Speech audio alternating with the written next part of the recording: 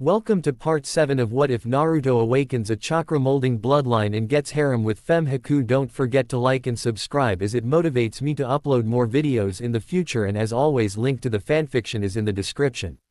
Chapter 49. Restaurant. Naruto, Ino, Choji, Hanabi, and Hinata were all enjoying the meal, with Hanabi taking glances at Naruto every now and then with a small blush on her cheeks. "So, Ino-chan, what brought you here today anyways?" Choji asked the girl, curious. "I usually only see you here when we have team meetings," making said girl blush a bit. "Well, Naru-kun asked me where I wanted to eat and all I could think of was the good times I've had here," she told him, a bit embarrassed. "Oh, wait, you two are on a date?" Choji asked, looking between Ino and Naruto, surprised. "I am so sorry that I interrupted." He apologized and moved to stand up. "Hey, don't worry about it, Choji, this pretty much became a meal between friends anyways, so come enjoy some time with us, unless you will get in trouble for your break," Naruto told him. "Unless you have a problem with that, Ino-chan," Naruto added after realizing that he basically spoke for her, making the girl giggle a bit. "Yay, why not?" she added, not minding sharing a meal, as long as they left for the rest of their date alone, and with that being said they all went back to waiting on their meal to finish cooking. "So, what brought you two around here then?" Choji asked Hinata and Hanabi. "Well, I was simply taking a walk, thought the village after restocking my gear, and a stop at the bookstore," she told him, but added the second part with a small blush, seeing as the book she got was the newest Uchiha book. "As for Hanabi, I don't really know. I mean, I only found her because I sensed her chakra and got curious. For some reason she wasn't here for a good while," Hinata explained, making the younger Hyuga realize she was close to being caught, observing. She then looked around the table and saw that all their eyes were on her. "Well, I was, looking for my sister. And found you, who can be found around her quite a bit, so I was checking," Hanabi told them, pointing at Naruto part of the way through while she mentally smiled at her recovery of the situation. Also, little Hanabi-chan was simply trying to find her big sister, Naruto happily said while messing up Hanabi's hair in a brotherly fashion, only for it to be hid away soon after. "I'm not that much younger," Hanabi growled while blushing. "Damn it, he thinks of me as the younger sister. How am I ever supposed to get to know him? What am I thinking? I don't like the blonde, I just want to know why my sister does. Yay, that's it. I totally don't have a crush on him after seeing how much he tried to make each girl happy," Hanabi thought, making herself blush even more. Still, she tried her best to comb her hair back to where it was. "Oh, I see, Hanabi, I will have to make sure you can find me easier next time," Hinata told her sister, adding emphasis to the "find me" to show that she didn't believe it at all. "You might be able to fool the men by using that lie, but that blush alone shows just what you were doing. I wonder how long you're going to take before getting curious," Hinata thought, amused as she let some of the more perverted ideas her precious books had on the idea, an idea that she had little problem with, much to even her surprise. That blush and stuttering, could she? Nah, there is no way two of the proper Hyugas could have fallen in love with my lovable goofball, could they? Ino questioned, but decided to put it to the side for now and simply enjoy the rest of the day. And of course, as for Choji and Naruto, neither of the men picked up on what they girls were thinking about and were simply enjoying the meal. "Anyways, so how have you been doing, Choji? I haven't seen you in a while," Naruto asked the pudgy ninja. For in all honesty, he hasn't had much time to see how some of his friends are doing, seeing as he had plenty to do with both his girls and with the problems that Sakura had. "Sigh, I still have no idea why Eros Senin is so jealous of me having multiple girls. It is so hard to make time for each of them sometimes, and for some me time," Naruto admitted to himself, but then thought about each one of his girls with a warm smile growing on his face. "But after getting to know and be with each one of them, I wouldn't have it any other way even if I could," Naruto added, seeing as now that they have fully entered his heart, he didn't think he could bear to lose any of them. Well, to be honest, while I have been keeping up with training and such, most of my time has been going into my clan techniques. And to be honest, I actually have been putting a lot of time into working here. After all, I never have been all that excited to learn how to hurt people. At least now I also have a job to fall back on if I ever need to," Choji admitted. For while he had no intention to stop being a ninja, he still wanted to have a decent understanding of how to work in the village so that he didn't have to take a lot of missions just to make ends meet. Still, it was a bit embarrassing to admit just how much of a gentle giant he really was. Nice Choji-kun, I am glad you are keeping all your bases covered, and from how this tastes I think you gained yourself another repeat customer. Naruto told the large man with a smile on his face, seeing as this was now probably his second most favorite restaurant in the village, nothing beating his ramen of course. That's good to hear, Naruto. Choji told him with a smile. Hey now Naruto, I know you are good at romance even if you don't know it, but come on. Now you're trying to woo guys as well. Ino teased the blonde, who quickly turned green, followed by Choji. Ino-chan, please don't even hint at that. While I have nothing against people that are into that, I still can't imagine myself ever going for it. Naruto told the girl while thinking of his new teammate. He didn't hate the guy because of what his preference could be. He hated him for several other reasons. Yeah, Ino-chan, I please don't mention the idea of me doing something like that while I eat. It makes me almost lose my appetite. Choji told the girl while trying his best to not think of the idea she put in his head.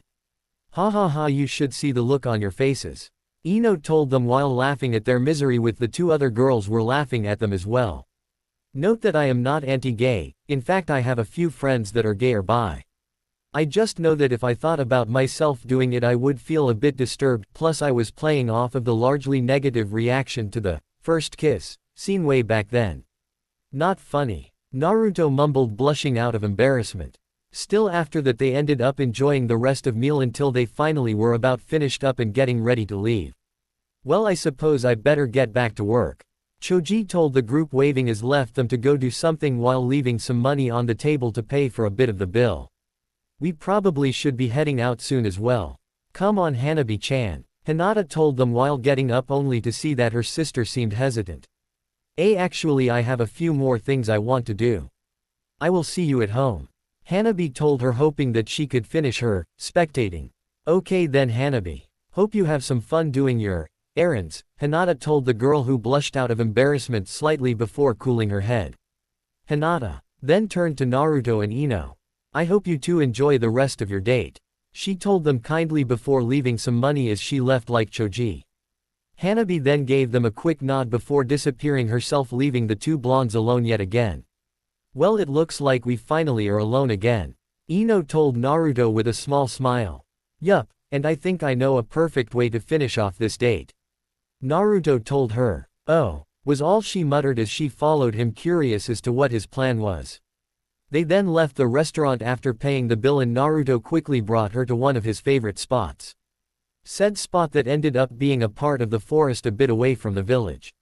So, what is the surprise? Ino asked Naruto, now confused, seeing as he stopped in the middle of the forest. A forest that to her looked just like anywhere else around the village. Hey, you will see in a little bit. Naruto told the girl, not wanting to give up the surprise. Anyways, we are going to simply sit up here for a bit. He added, jumping into a nearby tree and sat down on a thick branch, with Ino doing the same soon after.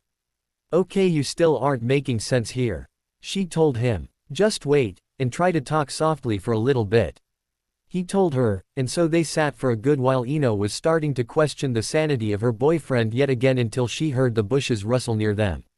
Soon after, she saw a large amount of the peaceful animals around the village gather around the tree they sat on, foraging. A sight that was quite special for someone that never really went out of the village much. Oh wow, this is so cool. Ino told Naruto, happy to see so many cute animals around her. It's good to hear that you enjoy it so much. I found this place years ago as a surprise. You see, it turns out that something about this tree makes the area around it a lot more bountiful, making a lot of animals congregate here. Of course it seems to be around noon, so I guess the predators aren't around when the sun is at its max. Naruto guessed, never truly curious enough to figure out why his spot was there. For even he knew that in normal nature spots where scavengers came usually weren't super populated due to carnivores hunting them down. Still, they didn't focus on the technical part and simply enjoyed the sight for a good while until they finally decided that it was time they needed to leave. So, they tried their best to not spook the animals and shunned Piyot away from them towards the village. Ino's house. Well, I guess this is the end of our date, huh? Naruto asked awkwardly. Yeah, sadly, still I had fun. Thank you Naruto-kun, she told him before giving him a quick kiss on the cheek and a hug before going into her house, leaving a now smiling Naruto standing there. I'm glad she enjoyed herself, for both our sakes. Naruto thought with a sweat drop, seeing as he remembered the threat he got earlier as well. Still, he decided to finally head home now, having an idea to hopefully make Haku's night a bit better. After all, she spent the day doing more boring stuff. Naruto's apartment. Hey Haku-chan, I'm home. Naruto called out as he walked into the house. He then saw said girl come out of a room in a rather plain outfit with a duster in her hand. Welcome home Naruto-sama, she said happily. Please tell me you haven't been cleaning all day. He told the girl, hoping that she wouldn't say what he thought she would.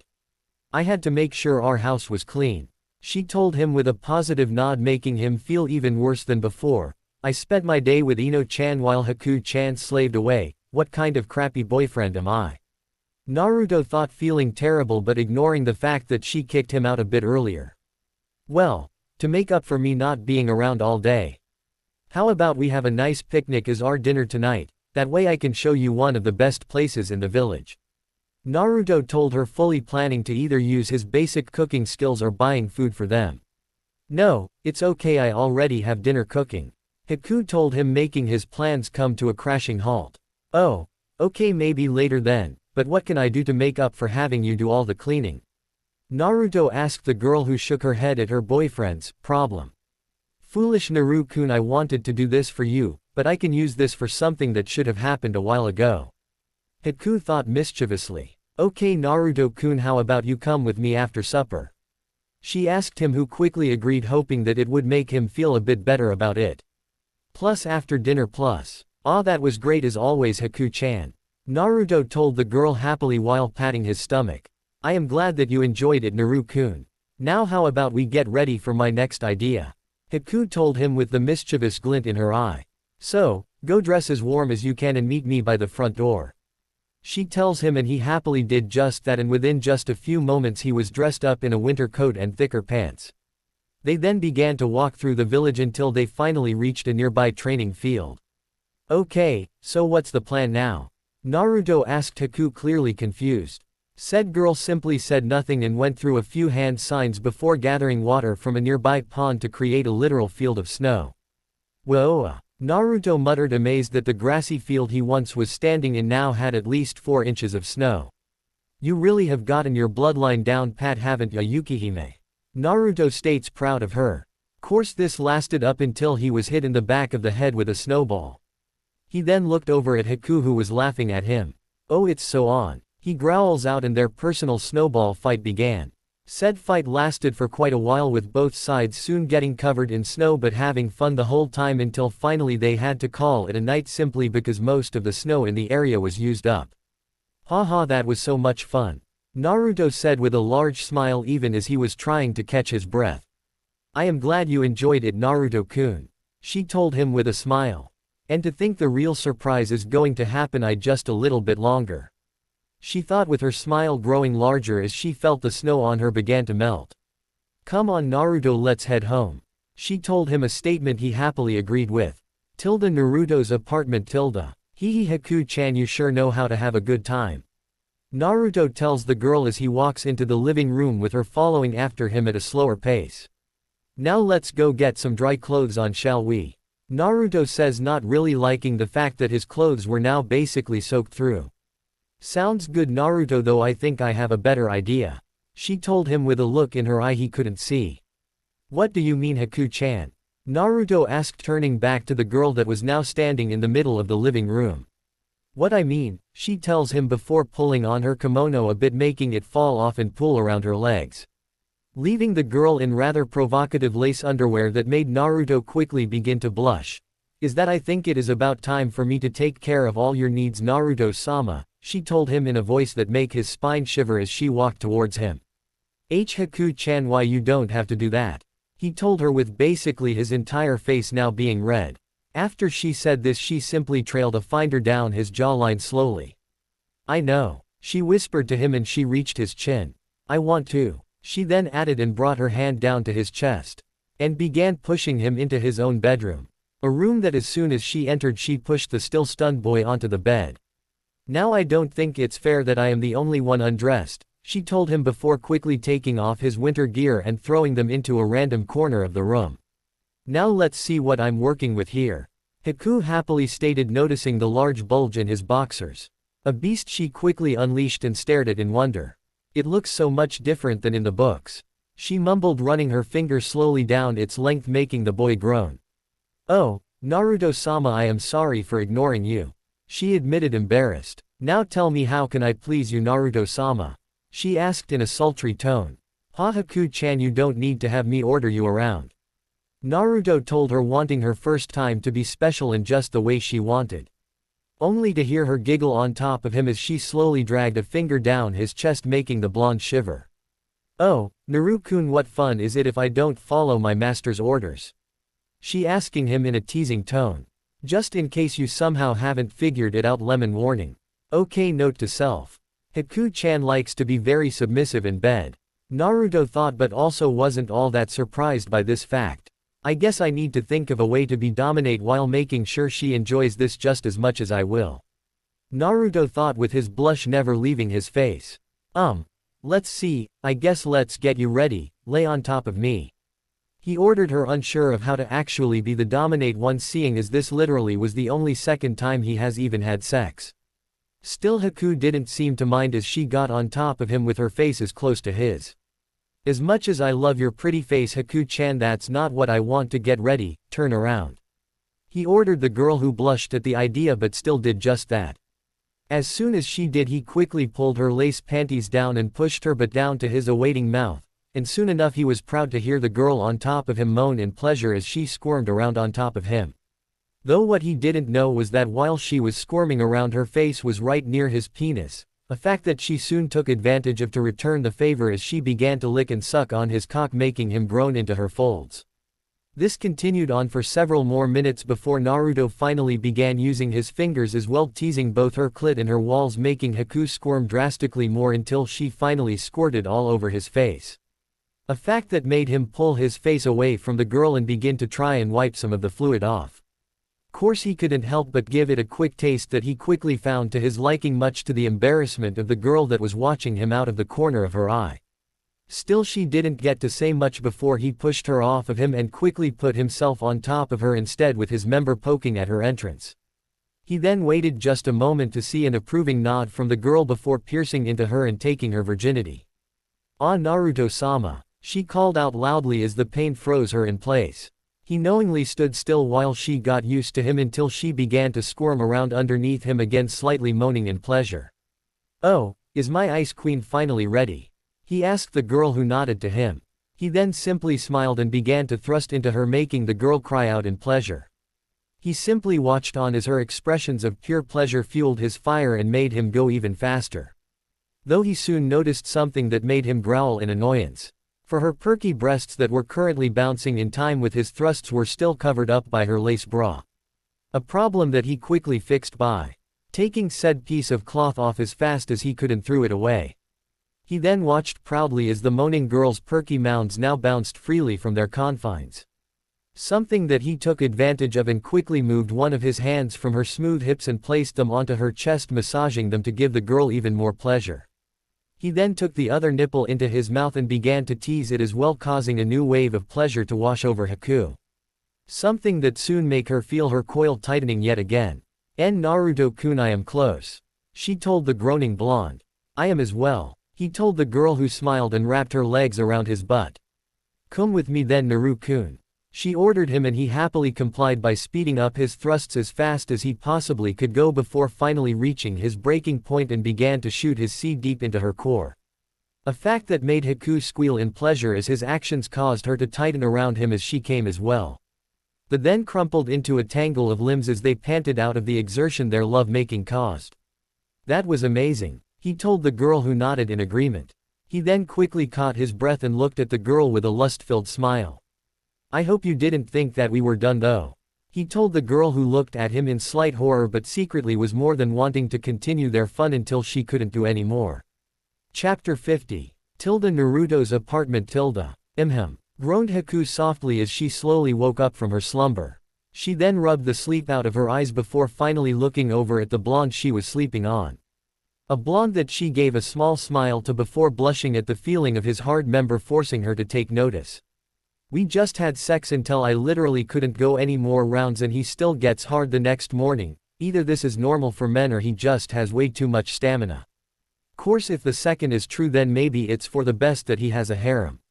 One poor girl would never be able to satisfy him. Haku thought with a heavy blush on her cheeks while still feeling a bit terrified about the idea of trying to take on Naruto's stamina all by herself. After all they stopped when she was too tired but she had no clue how tired the blonde was. Still she decided to push those thoughts away and simply tried to enjoy her comfortable pillow for a bit longer. After all she was still feeling sore making the idea of walking out to cook breakfast really hard to follow. A few minutes later Naruto woke up as well and quickly noticed the feeling of soft flesh covering a good part of his body. A fact that made Naruto blush as he remembered what he just did to said body only hours before. He then tried his best to ignore the pleasurable feeling as he simply looked at the girl he shared an intimate moment with.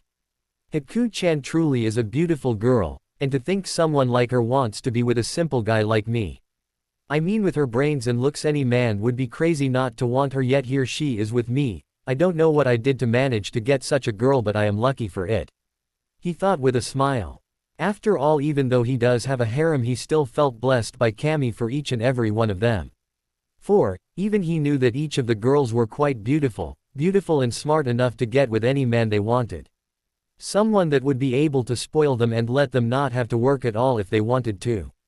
But instead they were with a simple ninja like him who worked hard to make enough money to live happily on. Meaning that the girls have to work as well.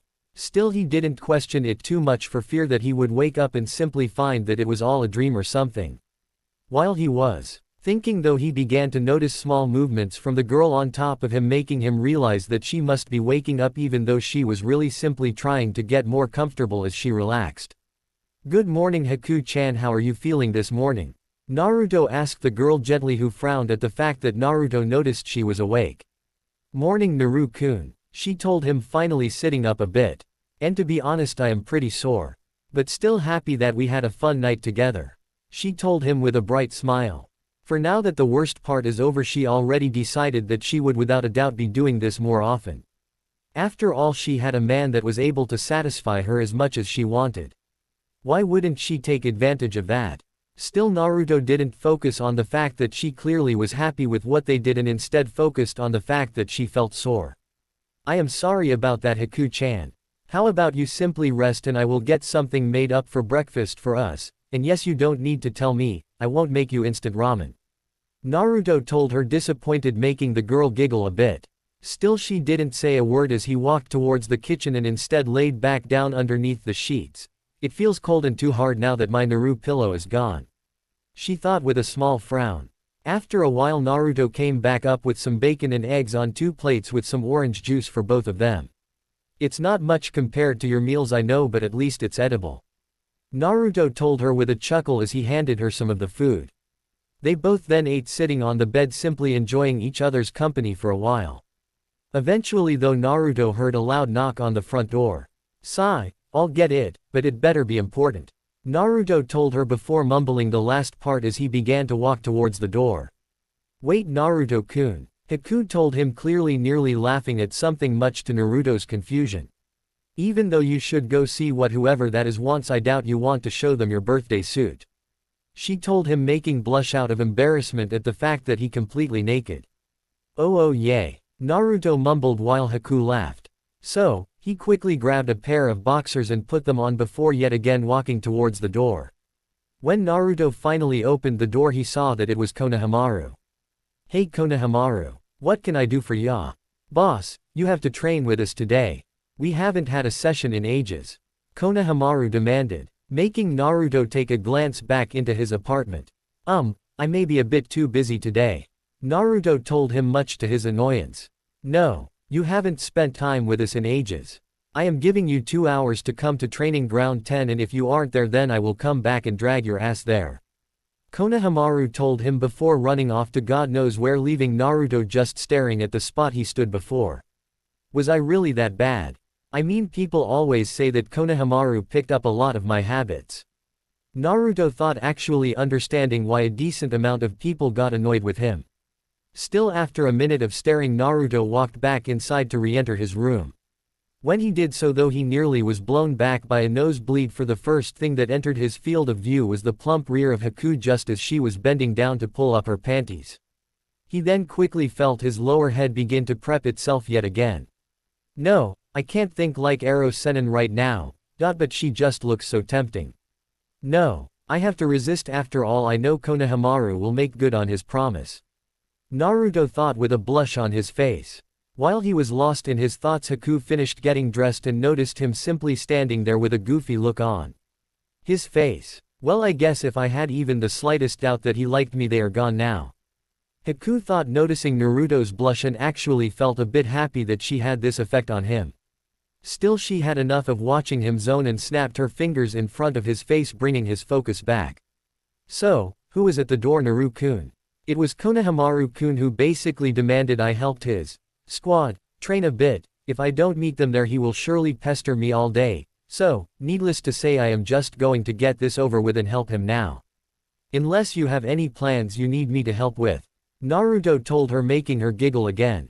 No, it's okay, go help train your squad. I will simply relax here for a while probably.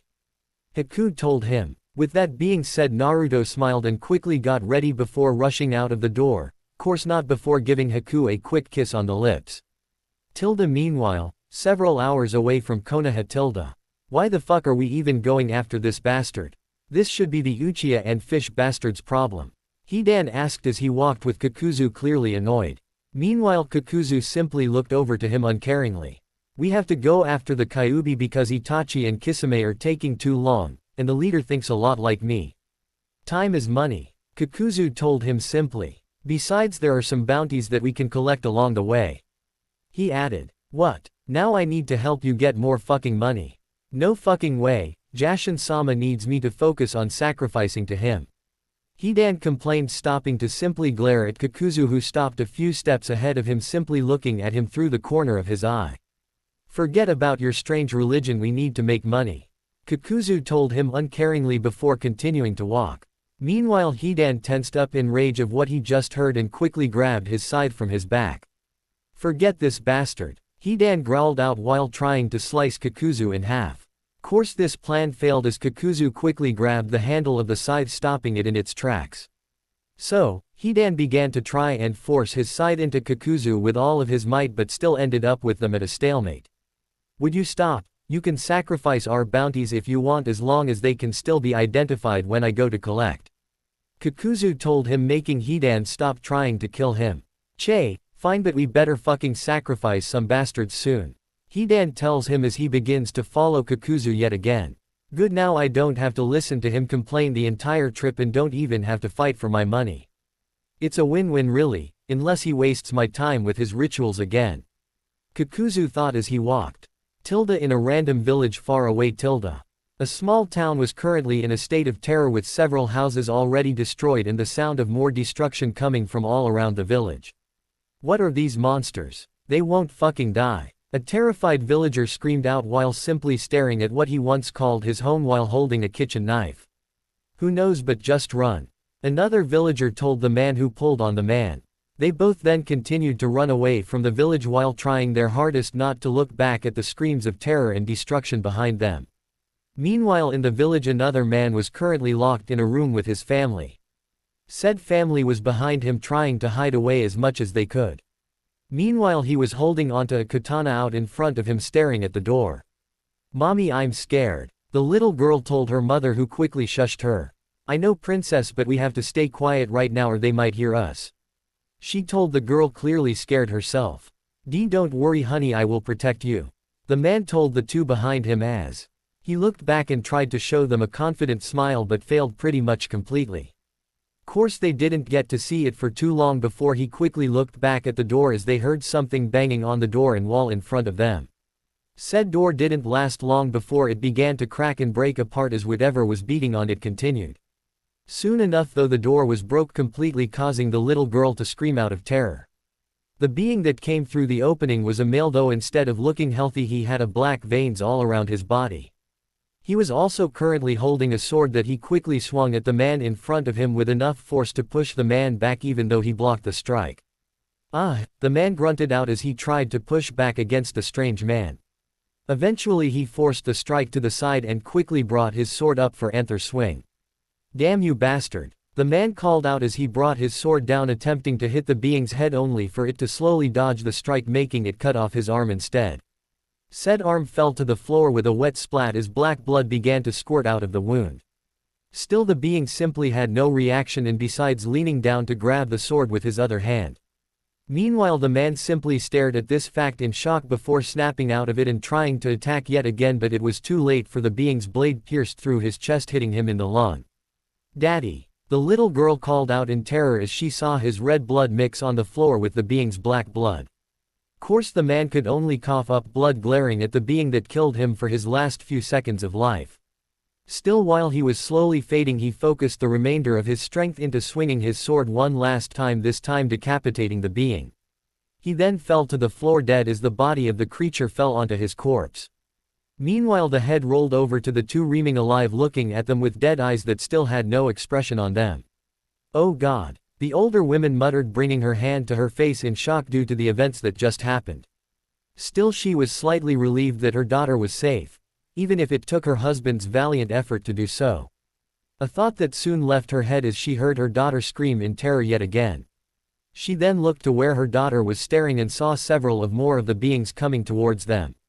Oh Kami, why? She muttered out before turning around in the corner of the room, hoping to at least hide her daughter with her body.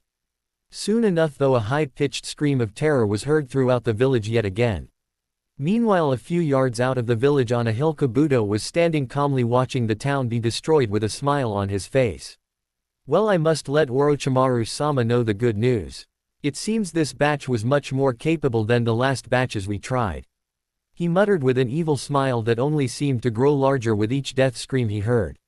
Soon enough they will be better than we could ever imagine, and we can move on to our next step. He added before laughing as the zombie-like beings continued to destroy the village that simply had no chance. Naruto, training ground. After heading out of the house, Naruto quickly made his way over to where he knew the Konohamaru Corps would be. Okay Konohamaru, where are you guys? Naruto called out and heard people running towards him. Naruto-kun. The three younger kids called out happily as they ran at him until finally coming to a stop just in front of him. It's so good to finally see you back. Moegi told him happily, seeing as with everything that he had to do recently they haven't spent time with their boss in ages. Yay, it has been like years since we trained.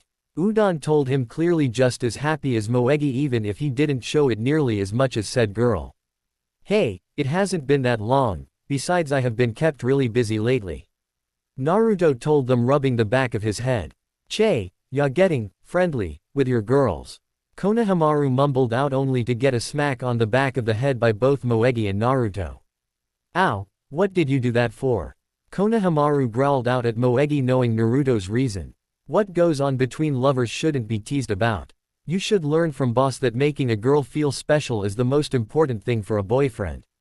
Moegi scolded him, then went into her own fantasy world where a boy was trying his hardest to make her feel like a queen. Course Konohamaru wasn't sold, right, because romance would be on the mind when boss sees those girls. Konohamaru muttered with a blush covering his cheeks as remembering just how beautiful each one of his boss's girls were. He would never admit it, but he was jealous of his boss a bit. Though also he hoped a little bit that if he watched Naruto interact with them then he would be just as lucky in a few years.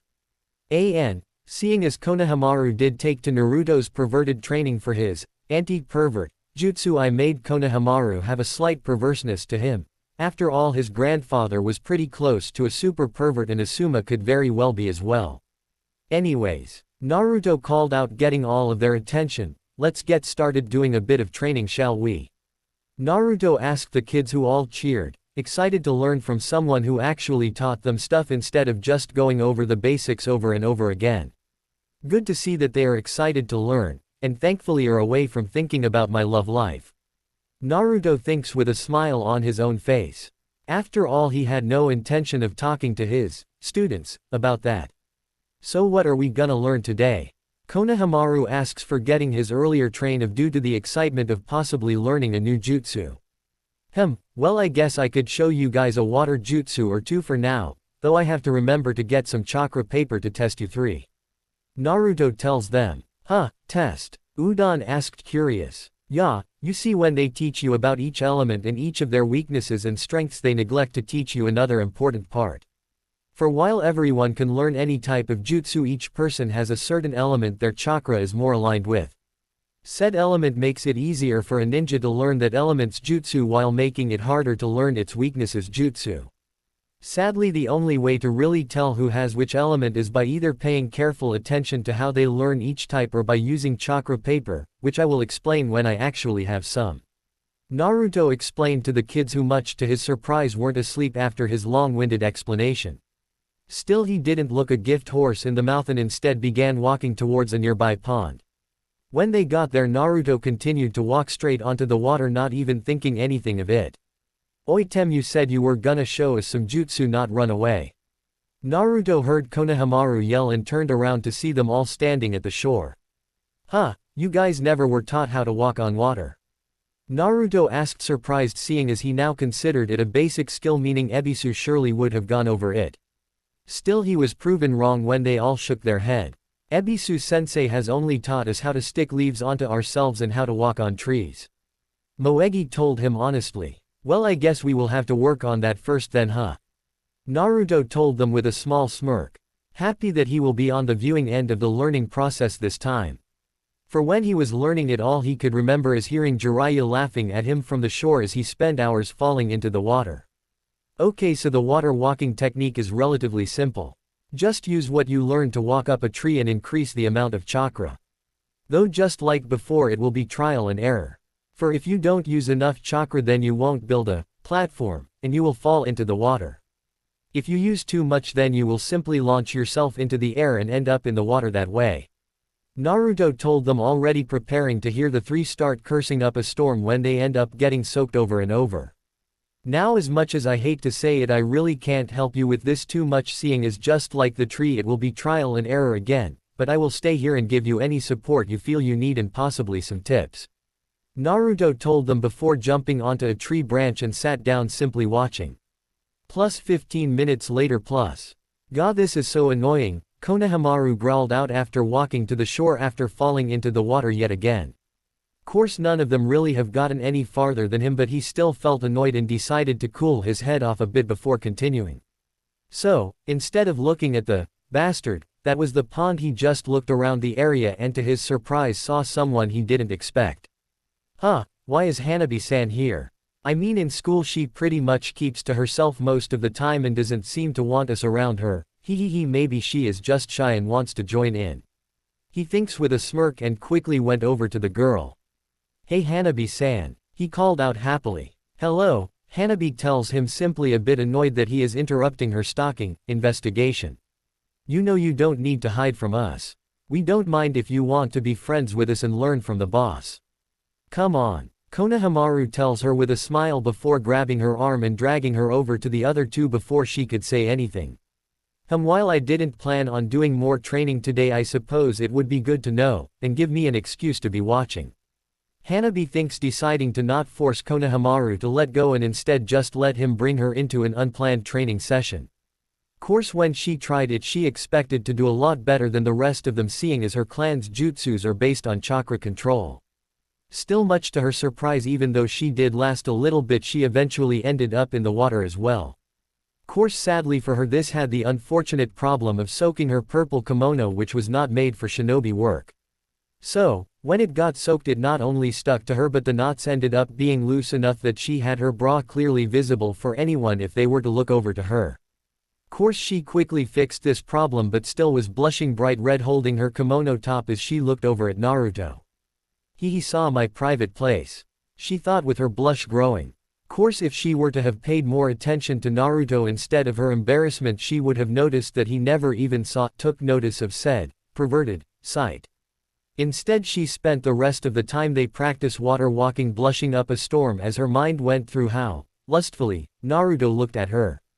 So, she did her best to try and perfect the ability as fast as possible while trying to force her mind off the fact that she couldn't find herself being anything but embarrassed. In fact, she had a few scenes of her Ika playing in her mind, making her blush even more as she tried to focus. Course she completely ignored the fact that Konohamaru and Udon were looking at her with blushes until Moegi hit their heads. Instead, Hanabi quickly went back into the woods and quickly changed into something more appropriate for this training session.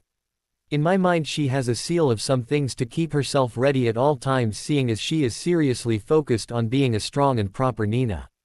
After a few hours of practicing, each one of them finally managed to get to a semi-decent level of control over the water walking technique.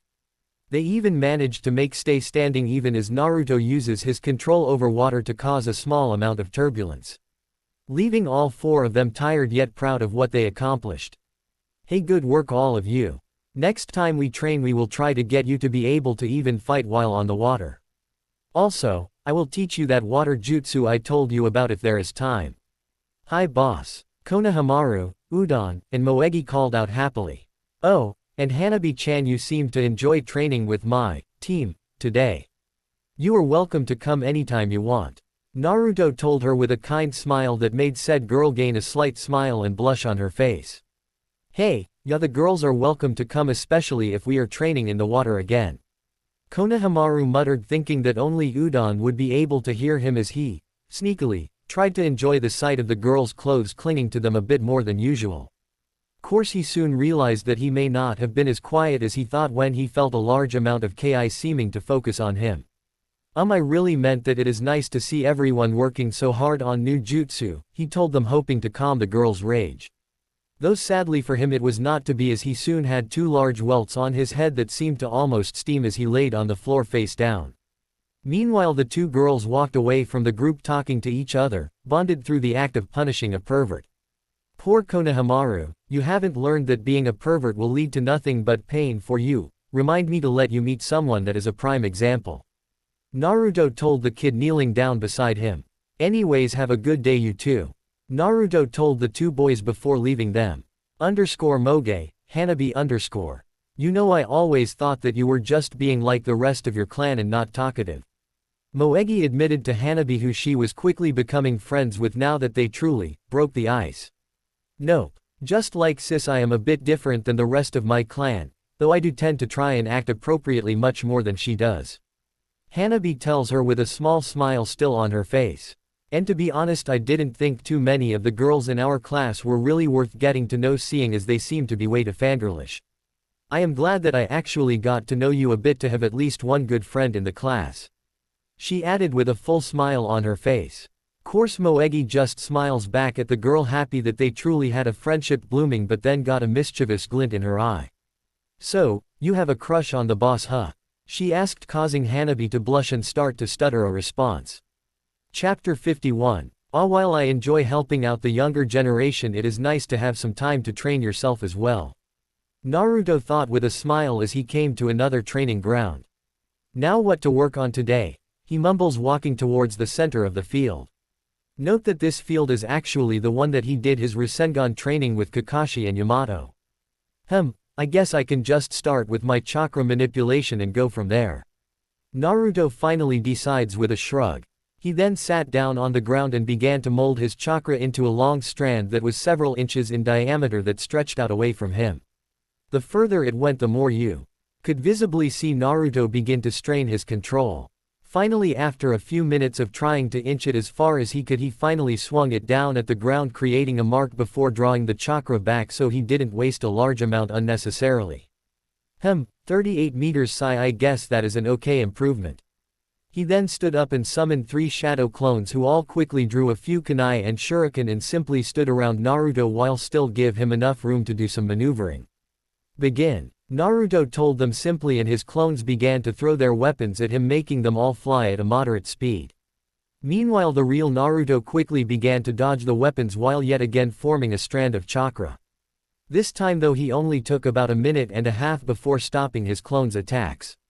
He then sat back down in his original spot and swung the chakra tendril at the ground again and looked at it with a frown. For this time it only went about 15 meters. I just made a mental guess at what would be a decent range. For the first I wanted it at a decent middle range ability, and while he is busy I wanted it to be partially close to a middle range but still pretty close range. So, if someone has a better idea for the numbers and a better reasoning than my tired head making a guess, feel free to message. Need him to not be too op after all. Hey boss, looks like Ero Sennin was right.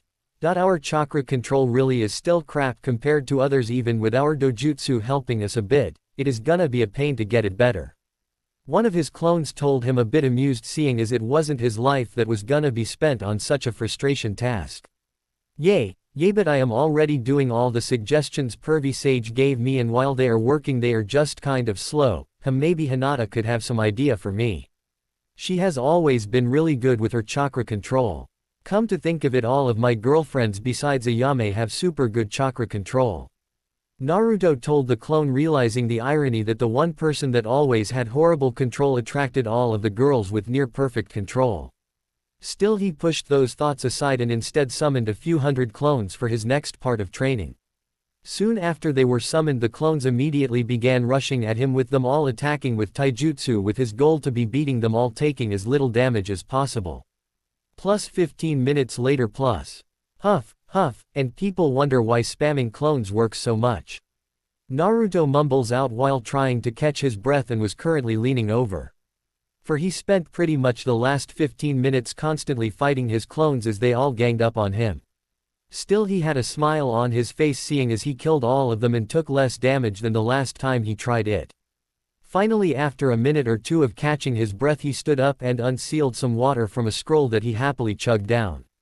I don't know why you are forcing yourself to train so much, Nigan. I could give you all the power you ever need. The Kyuubi told Naruto while having a large grin on his face.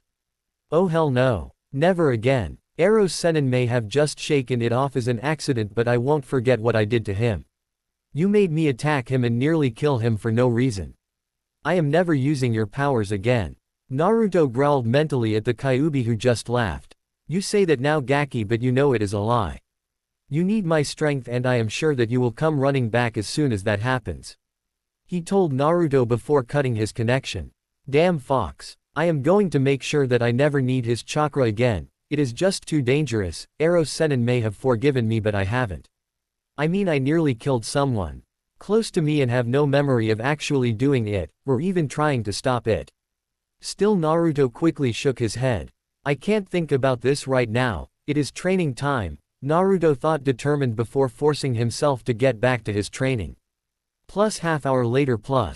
After beginning his training again, Naruto was now going through some basic katas until he noticed someone walking towards him. A fact Naruto ignored and simply focused on his katas. Hey Naruto. The person called out, making Naruto look over and see Kakashi and Yamato walking towards him. He also saw it was Kakashi that greeted him with his hand up and his regular eye smile. Hello Kakashi-sensei, Yamato-sensei. Naruto greeted them both. What are you two doing here? Well, we came here to see if you know the truth of your father's Rasengan. Kakashi explained, confusing Naruto. The truth? Yes, you see, it is actually not a complete jutsu. Kakashi explained, shocking Naruto. He then raised his hand and created his Chidori. You see, your father always wanted to put an element into the Rasengan but never was able to. So, he taught me how to do it and my failed attempt created the Chidori. Now I think is the time for you to try your hand at it. Kakashi explained. Sweet. Let's get started. Naruto tells him happily. Hold on Naruto. We have to do something first. Yamato tells him, waving his arms as if to try and settle Naruto down. He then pulled out a piece of chakra. First we need to figure out what element you have and train you in it. Now this is chakra pa. Yamato begins, only for Naruto to cut him off. Wait. Naruto told him, stopping his explanation completely. I already went through this with Ero Sennin. I have wind and water with a small amount of fire if I tap into the bastard's chakra. Naruto explained, growling at his own mention of his jailed Biju. Oh, Yamato mumbled, surprised.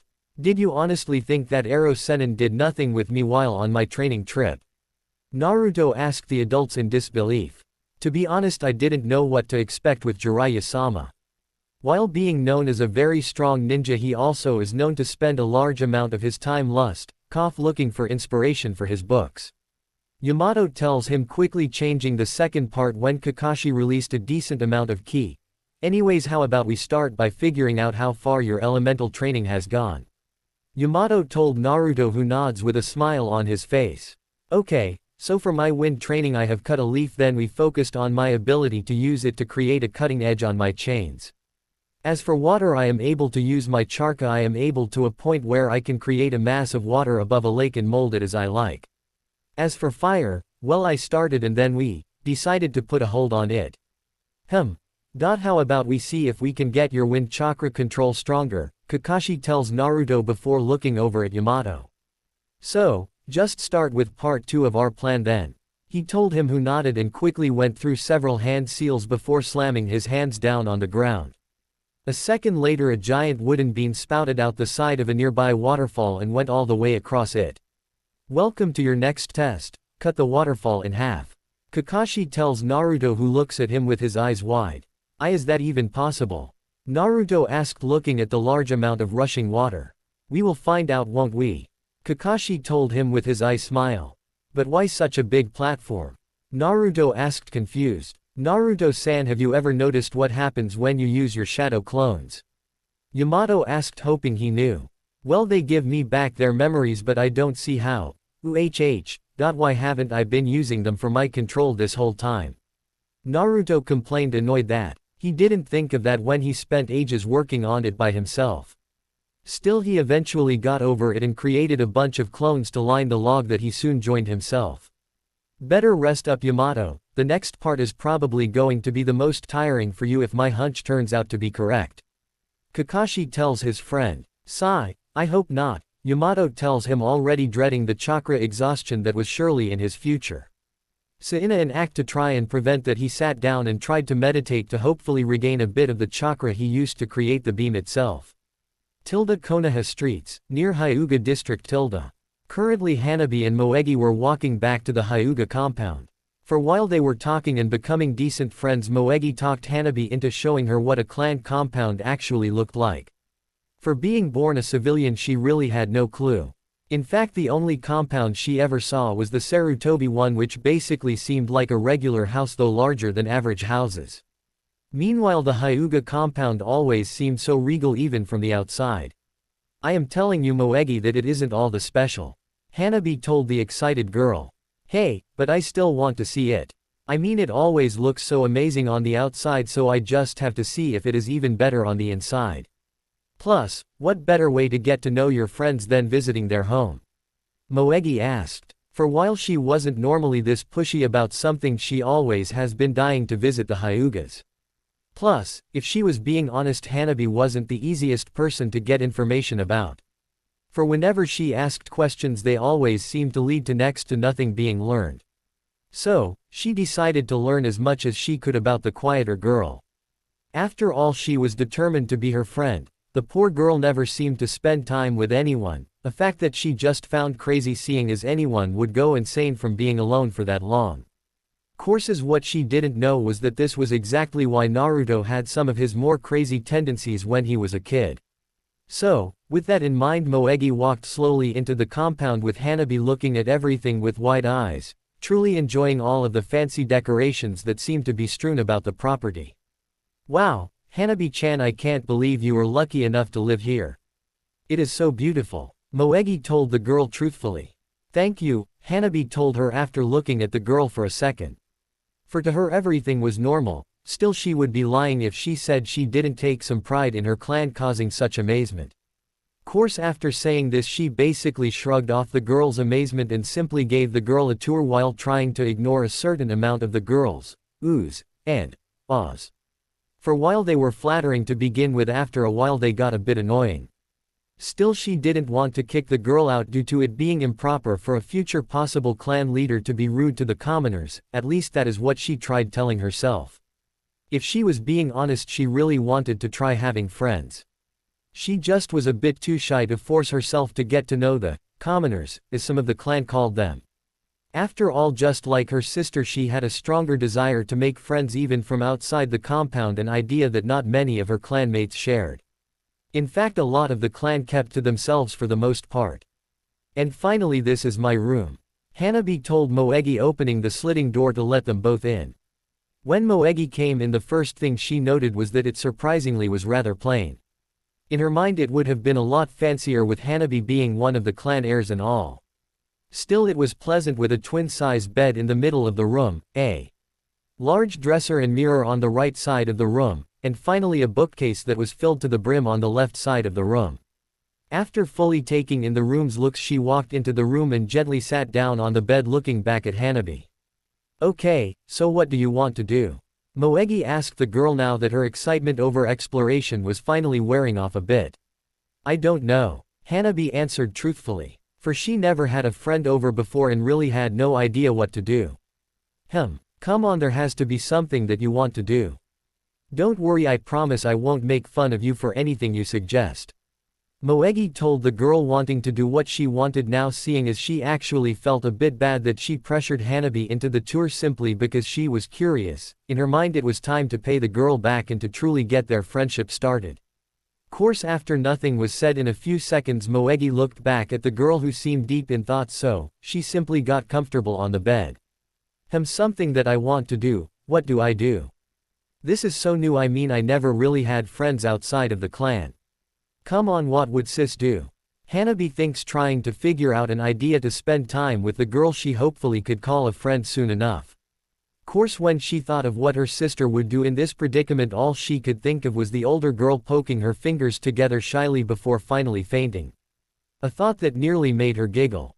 Okay, maybe I don't want to copy my sister here, but what does a normal girl do with her friends instead of training or studying?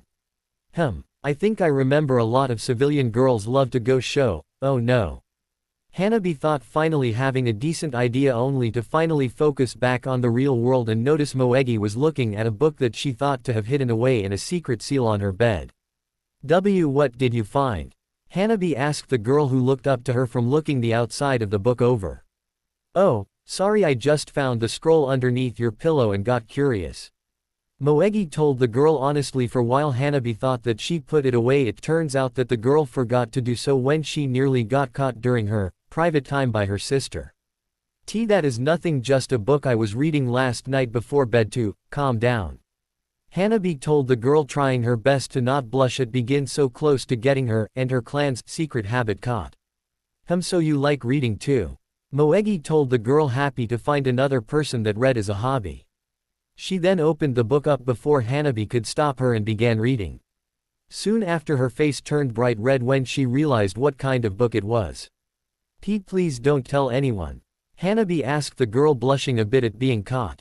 Don't worry, Hanabi-chan, I just didn't expect it to be this.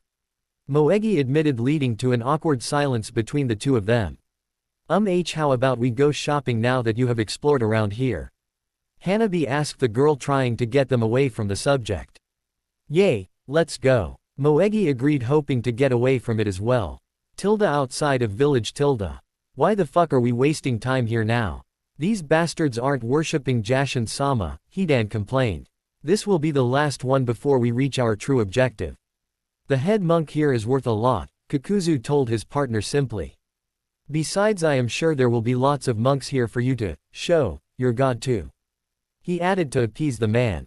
There better fucking be. Hidan growls out but still walks up the stairs with until his partner stops at the top, looking at the large group of warrior monks that were already waiting for them. Seems like these bastards are here for a fight. Hidan says, with a smirk. Halt. Leave this place at once. One of the monks orders them, only making Hidan's smirk grow. Can I sacrifice these fools already? Hidan asks, grabbing his scythe. Go nuts, just leave my bounty alone. Kakuzu tells him as he calmly walks towards the monk, ignoring his partner happily running at them with sadistic glee. Later on. Are you done? I have my bounty. Kakuzu asks, with the body of the head monk resting on his shoulder. Behind him, Hidan was pinned to one of the building's walls with a pole impaled through him. Fine. Let's go and then get this mission done. Hidan grumbles, waking up from his seemingly dead appearance. He then quickly pulled out the pole and put it away, not even flinching as it came out of him. He then walked over to his partner, who looked at him clearly annoyed. And you wonder why I have to get so many bounties? You idiots know nothing about the importance of keeping your equipment in good condition. Hidan complained, clearly meaning the holes that were now in Hidan's clothes. Che, you get so many bounties because you are a greedy bastard. I know for a fact that you don't give that paper bitch anywhere near the real amount of money you make forcing me to collect all of these bastards. Hidan complains. You say it as if you don't enjoy killing all the people we face because of it. Hidan tells him, making his side-wielding partner grumble but not refuse his statement. Still, neither one of them noticed that one of the monks actually was still alive, although just barely. Said man was badly wounded and bleeding out as he limped through the building as fast as he could. I must let the village know of what happened. Maybe they can avenge the fallen from these monsters. The man thought, determined as he made it into a room that contained a few hawks. He then quickly grabbed some paper and wrote down a message as quick as he could while desperately trying to avoid ruining it with his own blood. Once it was done, he quickly tied it to one of the hawk's legs and opened the window. Go, let the Hokage know, the man ordered the hawk that left to do the job that it was trained for. Meanwhile, the man smiled slightly at the sight and dropped to the floor on his butt, sitting as comfortably as he could. Please let that message make it, let them avenge us. The monk thought, not even caring if he was following his teaching anymore or not. He instead let himself enjoy the fact he got one up on the people that murdered them all and was able to get the message out. A feeling that soon was his last as he finally drew in his last breath. Konoha Falcon Room. A single chunin was calmly feeding the messenger falcons that weren't currently in use. He then heard another one come flying into the room quickly through one of the open windows of the area. When he noticed that it had a message on it, so he walked over to it and took the message off while giving the bird some hard-earned bird seed. Let's see what we have here, the man said, calmly unrolling the message and began to skim through it. As he read, his calmness soon was replaced with surprise, then quickly became that of terror.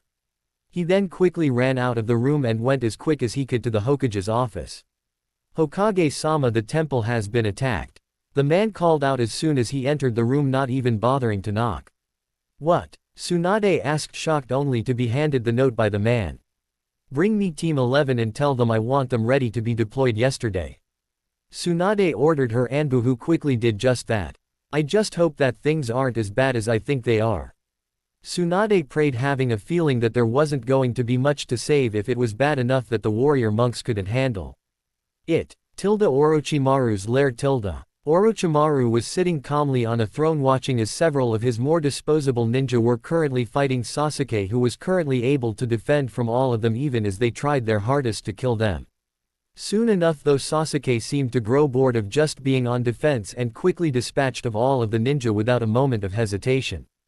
Good job, Sasuke-kun, Orochimaru told him as he sheathed his sword and looked up at the snake Sannin. Orochimaru then motioned for a few of his helpers to remove the bodies. These fools were just weaklings. When will I be able to actually test my strength? Sasuke asked the Sannin, not happy at all with how easy the test was. Still, he only got a chuckle from Orochimaru. Calm down, Sasuke-kun, soon enough you will be facing enemies that are supposedly some of the strongest ninja in the world. All that is left is for our army to be prepared for our plans to be successful. Orochimaru told him. Pathetic boy, acting like he is already some mighty god. Little does he know that soon enough he will be nothing but my next body just as soon as he isn't useful anymore. Orochimaru thought, annoyed with Sasuke's attitude, but then began to have an evil chuckle. Or maybe I will let him live and simply have him produce children so I will have Uchiha bodies for the rest of my eternal life. He then noticed Kabuto enter the room. How are the experiments going? Orochimaru asked his apprentice, who smiled at him. We have gained some ground on our plans but still need to perfect it. Kabuto tells him before motioning to someone behind him that walked into the room with a single zombie following them. Our sound special operations unkillable ninja demolishers were before only strong enough to be at about the level of a highly trained civilian. Though through collecting people that have some use of their chakra, people who gained the ability to use chakra by training as a ninja but quitting, not making it, or accidental, we have been able to create a few members who are capable of using some jutsus and strengthening their bodies through chakra. Kabuto explained, keeping his smile on his face. He then motioned behind him yet again and had yet another scientist come into the room, this time with about a dozen regular zombies following. This group walked until they were on the opposite side of the sound zombie. Kabuto then snapped his fingers and the two scientists ordered their troops to attack each other.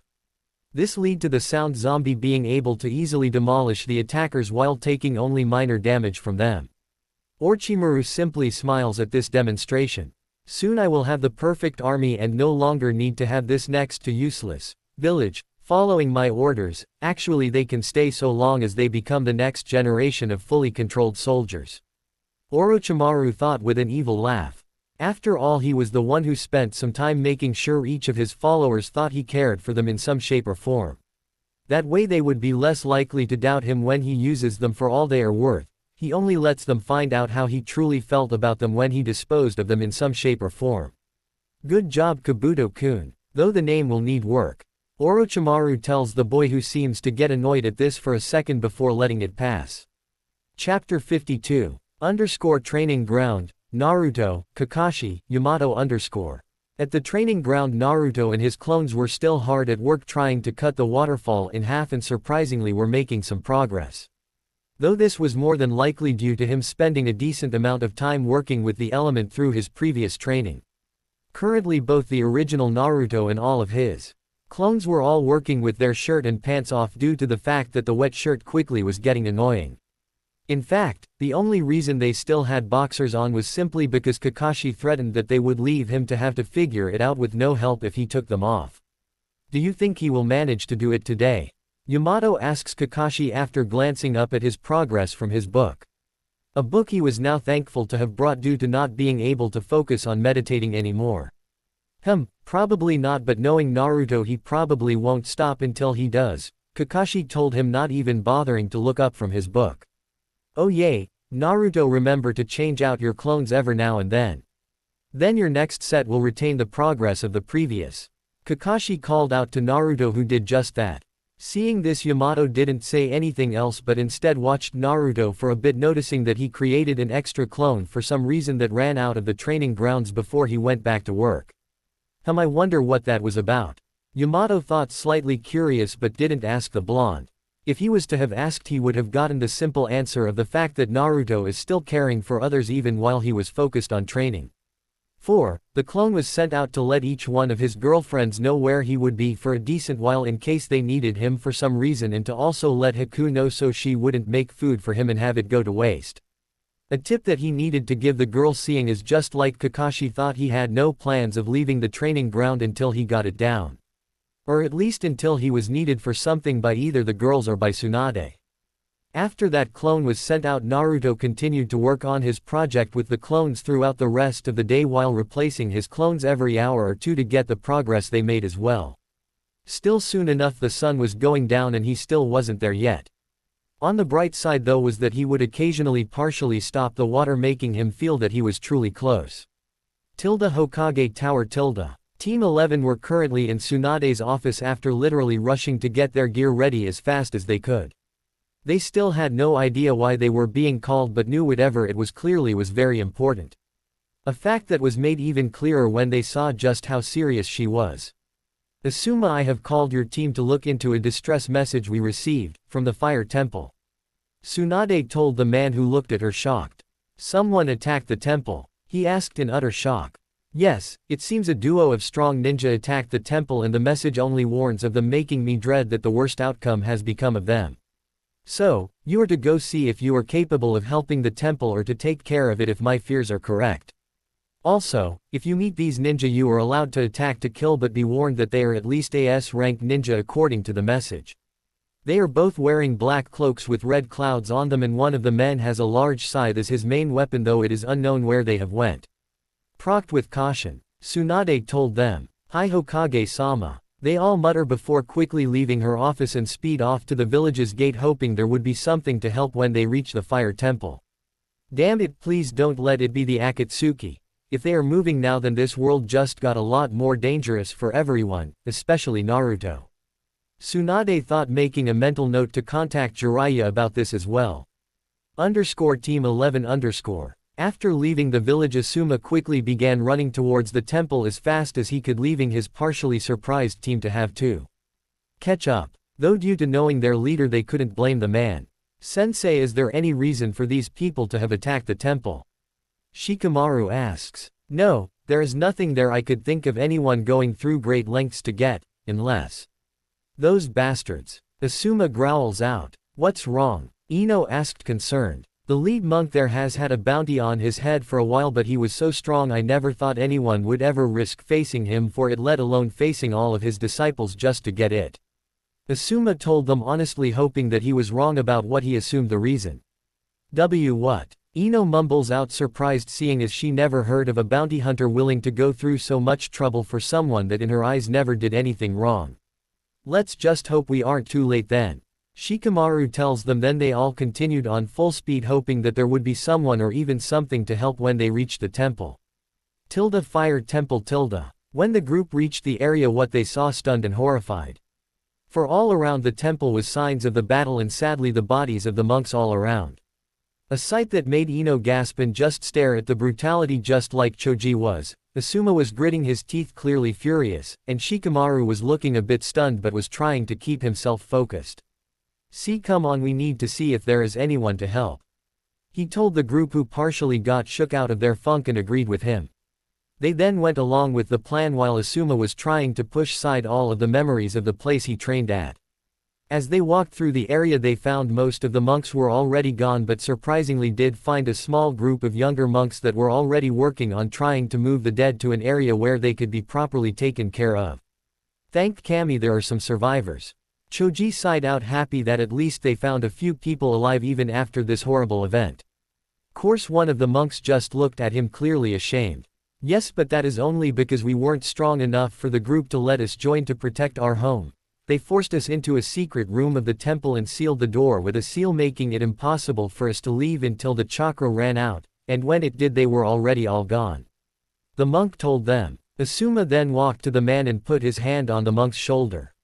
No, there is nothing for you to be ashamed of. They didn't lock you away because you were too weak. They put you there so that the temple could live on. Asuma explained to the now surprised monk. If those assholes got all of you, then no one will be able to teach the temple's ways. I hope all of you understand that the fact you weren't allowed to fight was not an insult but to help the temple in another way, he told the guy, trying to make him feel a bit better. Thank you for letting us realize that. The monk told him, clearly relieved at least of his shame but still was clearly traumatized by the event. But please, you have to find those two. We can't find the head monk's body anywhere to give him a respectful burial. I fear they must have taken him. The monk told them, confirming Asuma's fear.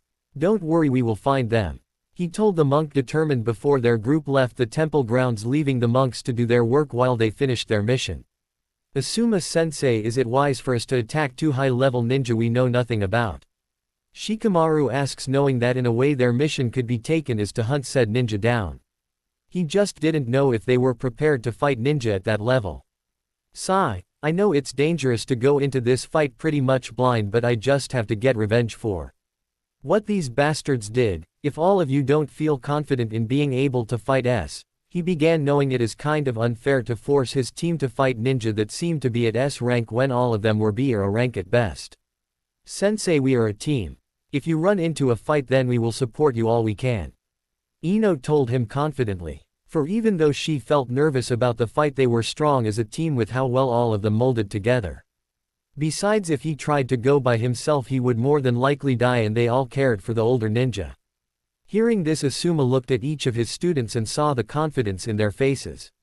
I have made many mistakes in my life, but this team is the farthest thing I've had from them. It might have been a rough start first, but now they truly are a team through thick and thin. Asuma thought with a small smirk, feeling proud of his students, but quickly got refocused. Okay, so we will start our search at the closest bounty station and spread out from there. But remember, these ninja are no joke, so make sure you stay with the team at all times and make sure to keep your guard up. Asuma told them, who nodded before they all rushed away from the temple, determined to find the two that did this. Konoha, Naruto's house. Haku was relaxing while reading a book in the living room when she heard a knock on the door. Come in. She called to the door and saw Sakura walk into the room holding a small bag in one of her hands. Hello, Sakura-san, Haku told the girl, giving her a smile. Hello Haku, do you know where Naruto-kun went? Sakura asked the girl, who laughed a bit. I haven't seen him since his team ordered him to train them this morning. Why do you need him? She asked, curious. Well, to be honest, I was kind of hoping he would be willing to be a test subject of sorts. Sakura told the girl honestly. You see, with my studies I think I have found a recipe that is stronger than a soldier pill but doesn't increase the risks. So, to get a good idea if it did or not, I wanted him to try it, seeing as in theory he should be the easiest to see it in. Sakura explained. For with a soldier pill it is thought that it gives a % of the user's chakra back. So, in theory it should be easy to see the difference in Naruto, seeing as he has such a large amount to regain. Well, I will be sure to tell him you came by and explain it to him. Haku told her, seeing as she couldn't do too much else. At this point though, they heard the door open again and saw Naruto come walking in. Speak of the baka and he shall appear.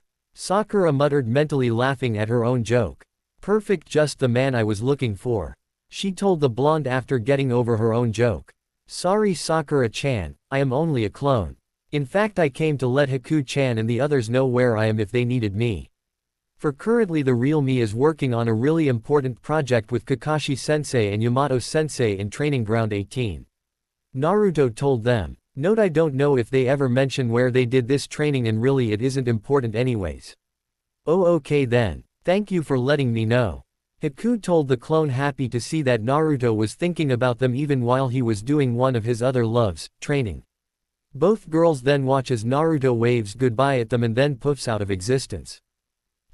This is perfect. Sakura says happily after thinking for a second, much to Haku's confusion. He already will be low on chakra due to training, so this will be the perfect time for my medicines test run. Bye Haku. Sakura says happily before rushing out of the apartment herself to go to the training ground. And I am all alone again. Haku mumbles before putting a kettle on the stove to boil for some tea. She then sat back down and started reading again with a small smile on her face. Might as well relax, seeing as I won't be needed as a servant for a few days, plus even servants need some time to relax every now and then. She thought, fully planning on enjoying the time she would have by herself until she could be Naruto's servant properly again. After all, there is only so much cleaning you can do without someone messing it up until there is just nothing left to get any cleaner. Training grounds. At the training ground, Naruto was still working on cutting the waterfall, though now had a smile on his face. For with each new batch of clones he could feel that it was just out of his reach. In fact, he was determined to think that in this session, he would actually do it. Down below the beam though, Yamato and Kakashi still were doing their own things to pass time as they watched their student show just how much chakra he has. Hard to believe he has been training since this morning, Yamato says, looking up at the blonde who didn't appear to be slowing down anytime soon. Hey! Sakura yelled happily, waving as reached the two older ninja. Hello Sakura-chan, Kakashi told him with an eye smile as he ignored the annoyed twitch she had when she saw his book. Thankfully for him though, her mind was quickly brought back to her reason to be there. Hello sensei, Sakura told her teachers respectfully. Hey Naruto, she then yelled out to the blonde who glanced down at them. Can you come down here for a second? She yelled at him, only getting a shrug as she watched Naruto dispel all of his clones, then finally jumping off. Whatcha need Sakura-chan? Naruto asked with a small smile on his face. Well, I heard that you were training out here and I just wanted to show my support by letting you test on my new upgraded soldier pill idea. They will give you a boost in chakra and are full of healthy ingredients that will help you keep training for even longer. Sakura told him with a smile, clearly proud of her product. A soldier pill upgrade, huh? Well, I guess I could give it a try. Naruto told the girl, wanting to help his friend. So, he took one of the brown pills and immediately noticed it was 10 times bigger than a soldier pill. Still, he shrugged that off and stuck it in his mouth and began to eat it until he actually tasted it. This taste. I am used to eating bad food as a kid, but even this is 10 times worse than anything I had before. Naruto though, with his face quickly becoming sickly green. Though he did slightly notice in the back of his mind that he did seem to gone about 4 times as much chakra as he did through a regular soldier pill. He was more focused on trying to force himself to swallow the pill though at the current moment to care about that part, sadly. Well, it does certainly work Sakura-chan, but I think you need to make it more appetizing, I mean appealing to others. I mean it is too big and the taste is different.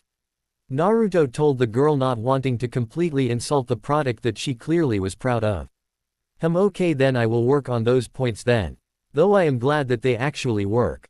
Sakura told him, still happy, and then put the bag of them on a nearby stump.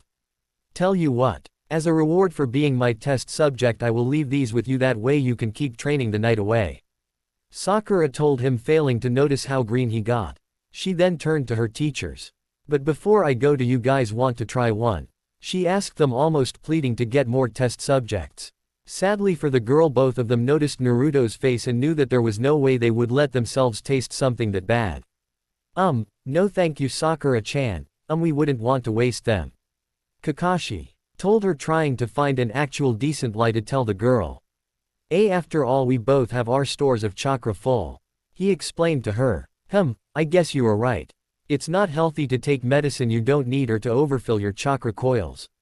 She mumbled all right with their answer, but failing to notice the size of relief the men had.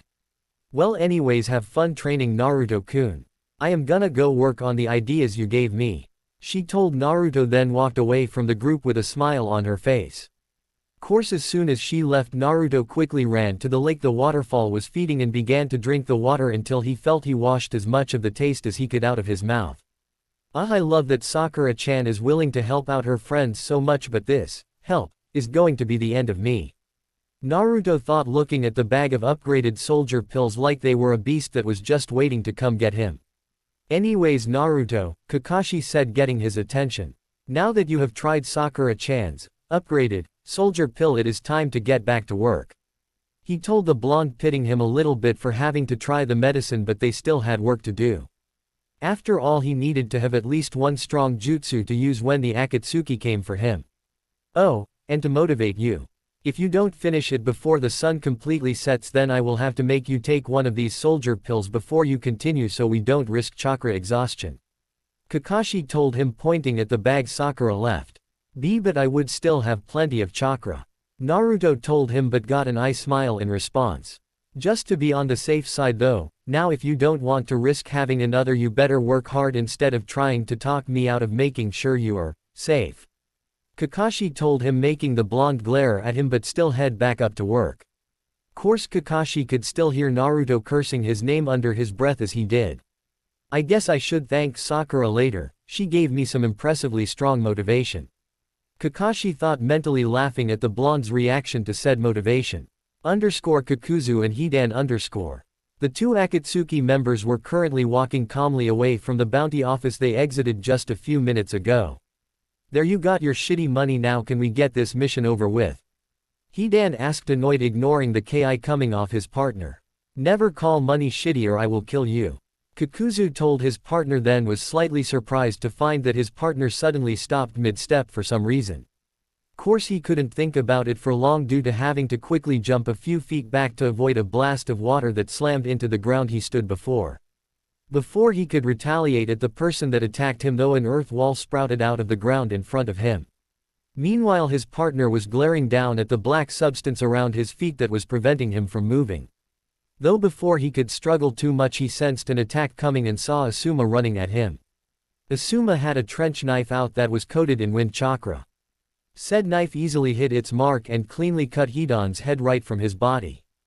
After Hidan's head hit the ground, the rest of Asuma's team joined him and looked over to the side where Kakuzu was calmly walking around the wall. We've dealt with your partner, now you will pay for what you have done. Asuma growled at the man, who surprisingly didn't even blink at seeing his partner's head near him. Asuma Sarutobi, it is so nice of you to bring your bounty to me. And so close to the station as well. Kakuzu told him, ignoring his surprised students for the most part. Who is this guy? We kill his partner and heavily outnumber him, but yet the first thing he says is that we brought him a bounty. Ino thought, disgusted by the man in front of her. She then glanced over at her teammates, curious what their reaction was, only to have her own eyes widen. She then quickly went through several hand seals as fast as she could and aimed right at Shikamaru, much to his surprise. Water jutsu. Water trumpet, she called out. Thankfully, Shikamaru rolled out of the way of the attack and was about to try and figure out what was wrong with his teammate until he noticed that the body that he was standing by was now several feet away from him. Course, that wasn't what made him look, it was the fact that the body was standing back up by itself. Che, just fucking great. First they cut my damn head and then I didn't even get to cut them up as revenge. Hidan growled out from where his head was, much to all of their shock. Oh, quit your moaning. We will be able to kill them all the same. Just bring your body over here. Kakuzu told him, not caring to hear his complaints. No. These bastards are mine. Hidan told Kakuzu, who simply nodded, not caring, seeing as either way he would get his bounty. At this point though, Hidan's body was able to walk past the still shocked team and quickly picked up his head and placed it on his neck. He then held it there as Kakuzu brought a hand up to his neck and had some of his stitches come out from somewhere and quickly tied his head back onto his body. Hidan then rolled his neck a little bit before looking over at the team with a crazed smile on his face. You ready to be sacrificed, bastards? He asked happily while they all jumped back several feet with them all on guard. What is he? Choji asked, seeing what he thought was impossible happen. I don't know, but we can't focus on that. We need to focus on fighting. Shikamaru told his friend, then saw Hidan run at them with his side ready to attack. Here he comes. He added, though Asuma quickly clashed with the side user, blocking it using his two trench knives. The rest of them simply watched as the two of them began to clash blades in a wild pattern, looking for a way to help their sensei while keeping an eye on Kakuzu, who was calmly sitting on the earth wall that was created earlier. What is going on here? Shikamaru thinks, watching Hidan's wild attacks. Sure, he seems to be immortal, or at least hard to kill, seeing as he didn't die when we took his head off, but right now he isn't seeming all that dangerous. Sure, he is swinging his side randomly, but that can be easily blocked by someone experienced like Asuma sensei. He has to have some sort of technique that makes him a lot more dangerous. Shikamaru thought, trying to figure out their opponent. Course at this point Asuma was thinking about the same thing as he blocked all of the wild strikes. For his opponent really didn't seem to be trying to sneak any other strikes in, but instead just swinging until he hits. Still, eventually after dozens of blows he finally made a small mistake and Hidan was able to nick his cheek, causing him to spill out a small amount of blood onto the side. A sight that made Hidan's smile grow as he jumped away from the group, much to their confusion. Finally, time to start the sacrifice. Hidan calls out, then licks the blood off of his weapon, making his skin turn black with white marks as if they were his bones. He then quickly makes a star mark and stands on it. Undeterred by this weirdness, Asuma charges at him, aiming to stab him, only to watch as Hidan pulls out a collapsible spike and stab himself in the upper thigh. Much to his surprise though, he all of a sudden felt a large amount of pain coming from his leg and looked down to see a stab wound that. What? He thought, confused as to how he was hit, but quickly had to look back up and see they scythe coming down to bisect him. So, he quickly blocked the blade with one of his trench knives and used the other to cut a slash across Hidan's chest without thinking about it. Sadly though, shocked yet again when he felt as if the same thing happened to him, making him quickly jump back to his team. He then quickly looks at his chest and notices that while his vest wasn't cut, he could feel blood being soaked into his clothes. Asuma-sensei. Ino calls out, horrified. Ino, heal him as much as you can. Shikamaru orders the girl, who nods and quickly pulls her sensei behind her teammates. Choji, we need to get him off of that circle. Whatever is happening is because of that symbol. He tells his other teammate, who nods. Che, as if I will let you bastards heal that fucker. Hidan grumbles, pulling the spike out of his leg, and tried to stab himself in the heart, only for Shikamaru to quickly stop him using his shadow possession technique. Choji then began to help by making his arm extend and began to push Hidan back. Both of these jutsus together were able to move the man out of the circle, though it took a lot out of Shikamaru and a little out of Choji. Now while he is out of the circle, we take him down, and do not let him get back on it. Shikamaru told the team, then threw a kunai at Hidan, who let it scratch him across the cheek. He then looks over at Asuma and sees that the man was fine. Yes, the symbol has to be the key. Don't let him get to it. They all then began to try and take Hidan out, but somehow he was able to fend them all off rather well, even though before he showed that he showed no skill other than force. Still, while they were using a lot of chakra in the process, they were causing a decent amount of damage. What does it take to put this monster down? Choji mumbles, looking at the beat-up man that was facing them as if he was completely fine and rested. He didn't get an answer, thought, seeing as Hidan charged at them yet again, which Asuma quickly did as well. This time though, Asuma manages to hook the scythe just enough to it out of Hidan's hands and quickly launched it a ways behind him. He then uses his other knife and slashes at Hidan, taking one of his arms off as the man failed to dodge the blow completely. Damn bastard. Hidan growled out. Course Asuma just stood there looking at the man. You were tough to fight, but now without your weapon and one of your arms you are at a severe disadvantage.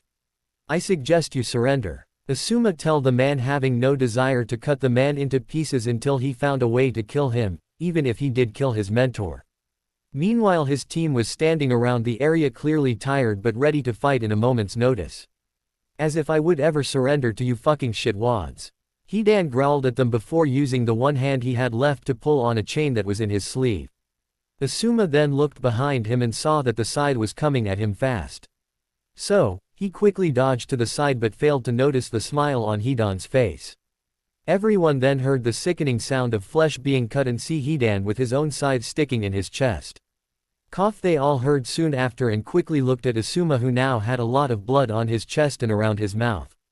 Shikamaru then looks over to Hidan in horror and see that they accidentally let him back on the symbol. Asuma-sene. Ino cried out, watching as the man fell to his knees with the life fading from his eyes quickly. Chapter 53. Last time. Asuma-sene. Ino cried out, watching as the man fell to his knees with the life fading from his eyes quickly. Now. Ino quickly ran over to Asuma and grabbed him before he fell face first on the ground. Sensei, she mumbled out, tearing up as she quickly tried to heal the wound, refusing to believe that it was pointless. For before he could even say a final word to the girl, he bled out and finally passed away. Damn it! Shikamaru growls out, glaring at the two men in front of them. Meanwhile Hidan started laughing manically at the faces the team was making with a large grin on his face. And the first sacrifice is made. He tells them with a wide smile, pulling his scythe out of his body. Good, you managed to keep the valuable one in good condition. Now hurry up and get rid of them. Kakuzu orders Hidan. Shut the hell up. I need to make sure they are properly sacrificed to Jashin-sama. Hidan tells his partner before beginning to walk over towards Ino until he was stopped about halfway to her by a shadow. Damn them. I want to get revenge for Sensei so badly, but we are all low on chakra right now. Not to mention they are S-class ninja. We need to retreat, for now. Shikamaru thought as he quickly sent out his shadow to stop Hidan. We need to retreat. Shikamaru orders his shell-shocked teammates, who quickly snap out of it and try and follow his orders. So, Choji quickly made his arm bigger and smacked Hidan back, trusting Shikamaru to release the shadow control. Meanwhile Ino tried to wrap Asuma's arm around her shoulder but was stopped by Shikamaru quickly grabbing her and jumping back to where Choji stood while thread stabbed into the ground where she was. Hey, sorry girl, but I can't let you take away a paycheck. Kakuzu tells her while retracting his thread. Course Ino tried to go back and try again, but Shikamaru held onto her. Ino, I know it isn't what we want, but we have to leave his body, if not they will kill us all. Shikamaru tells the still partially shell-shocked girl. But Ino began only for him to glare at her, stopping her from arguing. So, she ended up following his orders and followed her teammates without her sensei's body, much to their displeasure. Oh no, you assholes, don't. Hidan growls, ready to chase after them, only to be stopped by his partner. Leave them, we got the valuable one already. Kakuzu told him. Fuck no. Jashin needs his sacrifices. Let's take him in and then I'll make sure you can have all the sacrifices you could ever want for a while. Che, fine. Hidan mutters before walking away from the body, forcing Kakuzu to carry his own prize. Konoha Hospital. Well, I am happy to tell you that you are pregnant. A doctor tells Kurenai with a smile which made her have a small smile as well. For while she was well known to be a cold woman, one man did manage to capture her heart and she was happy to finally start the family she always wanted with said man. Suddenly though she felt a dull ache in her heart. What was that feeling? It felt like a piece of me just got torn away. Kurenai thought, mildly concerned. Are you okay, Kurenai-san? The doctor asks her, clearly concerned about the sudden change of expression bringing her out of her thoughts. Oh, I'm fine. Just have a lot on my mind. She told the doctor before walking out of the hospital. Training ground. Huff huff, I almost got it. Naruto says, determined in between pants. For after trying to cut the waterfall for hours on end plus the amount of chakra he used on his clones, he was finally beginning to run low on chakra. I am sure you did, Naruto-kun, but how about you take a breather for a bit? Kakashi tells him without looking up from his book. One more try. Naruto told him, determined. We are giving it all this time. Naruto yelled over to his clones, who quickly agreed. Are you sure we should let him do this? I mean, he is finally running out of chakra. Yamato asked, concerned. He's fine. Kakashi tells him, waving off the man's fear, still not looking up from his book. So, Yamato looked up at the beam Naruto stood on, hoping that the blonde had enough sense to not to force his body to use too much chakra. Meanwhile, Naruto slammed his hands together and closed his eyes in focus. He then began to mold his chakra between his palms and pushed out after he felt it was ready. He quickly began to tense up, clearly trying his best to get the perfect amount of wind chakra. You know, maybe we should have gave him something else to try rather than this. I mean, I never heard of any of our ninja use this method to train their wind element. Is this even possible? Yamato asks, seeing as they spent ages trying this with limited success. Maybe it's not. Kakashi tells him, finally closing his book to look at his fellow ninja. But if there is one thing Naruto is known for, it is doing the impossible. Kakashi tells him with a quick eye smile before looking at the waterfall, partially surprised by what he saw. For starting, just after the beam that Naruto and his clones stood on, the water stopped flowing and settled into the pond below. For Naruto somehow was holding back the still flowing waters with just his chakra, even as more of it fell from the source above. Eventually though, Naruto's chakra finally gave out and the water was released to fall normally. Naruto quickly began cheering at his success before his exhaustion overtook his body and made him wobble for a moment before falling from the beam to the ground below, sound asleep. Hey, I told you. He is the #1 most unpredictable ninja. Kakashi says while they both looked over at the blonde, surprised about what just occurred. Now, you may want to get ready for the next step. After all, if we truly do what Jiraiya suggested, this will be training for you as well. Kakashi told the man with an eye smile as Yamato sighed. Hokage Tower. After running all the way back to the village, Team 10 was exhausted both mentally and physically. Still, they quickly went up to the Hokage's office to report what happened before going to get some rest and deal with the shock they currently were feeling. After all, they just watched their beloved sensei die in front of them. Enter. Tsunade told the team after they knocked on the door. She then looked over the team and immediately knew something was wrong. We made it to the temple and immediately saw that most of the temple monks were killed. After making sure that the survivors were okay, we immediately went after the attackers, who turned out to be these two who were dressed in black cloaks with red clouds on it. Shikamaru began pulling out the bingo book pages for Kakuzu and Hidan. We engaged the team and found one of them to be seemingly immortal with strange skills I will explain in the report. Sadly though, we had to flee from the fight after they killed Asuma sensei, Shikamaru tells her with tears clearly forming in the corner of his eyes, even though he was trying to hold them back. Tsunade just grit her teeth in frustration.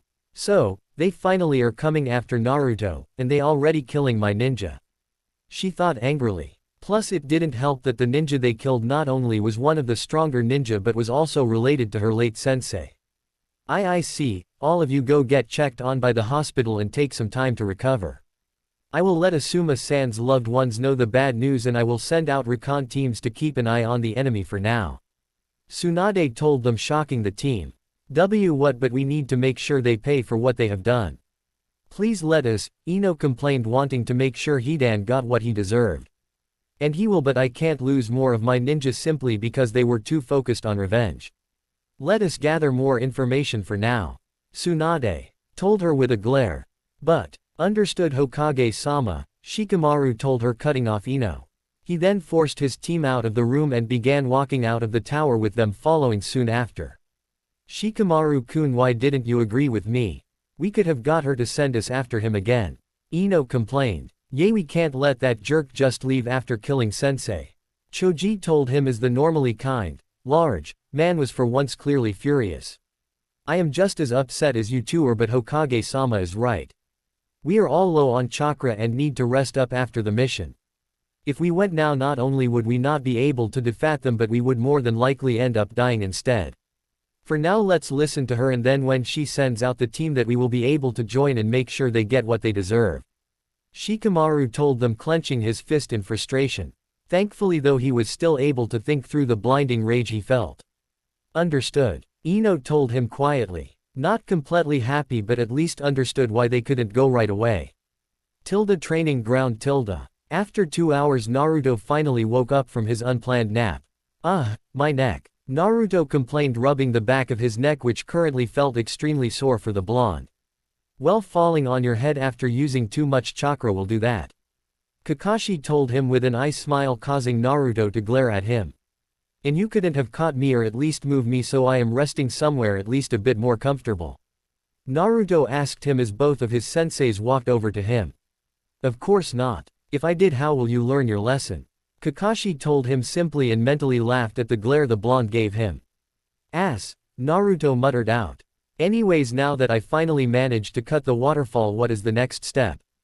Naruto asked, looking at Kakashi, who simply shrugged his shoulders. Even I don't know, Naruto. Your father wasn't able to add an element to his Rasengan, so we have no idea how to go about it. I tried myself but wasn't able to, so for this step you are on your own. Kakashi told him. We are only here to observe, so you don't go overboard with training or get too frustrated and let it out. Kakashi told him seriously. Course, when Kakashi mentioned the fox, Naruto instantly had a flashback to where he hurt Jiraiya and felt the wave of emotions all over again. Thank you. Naruto told them seriously, only getting a nod from the two men. Okay Yamato, do it. Kakashi ordered and said man quickly went through several hand sings before slamming his hands onto the dirt, creating 4 pillars around them in a rectangular shape.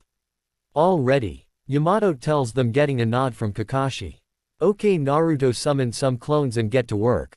Kakashi told the blonde, who created several hundred clones that all spread out over the entire area of the box. Meanwhile Kakashi and Yamato quickly got out of the area and got comfortable under the shade of a tree.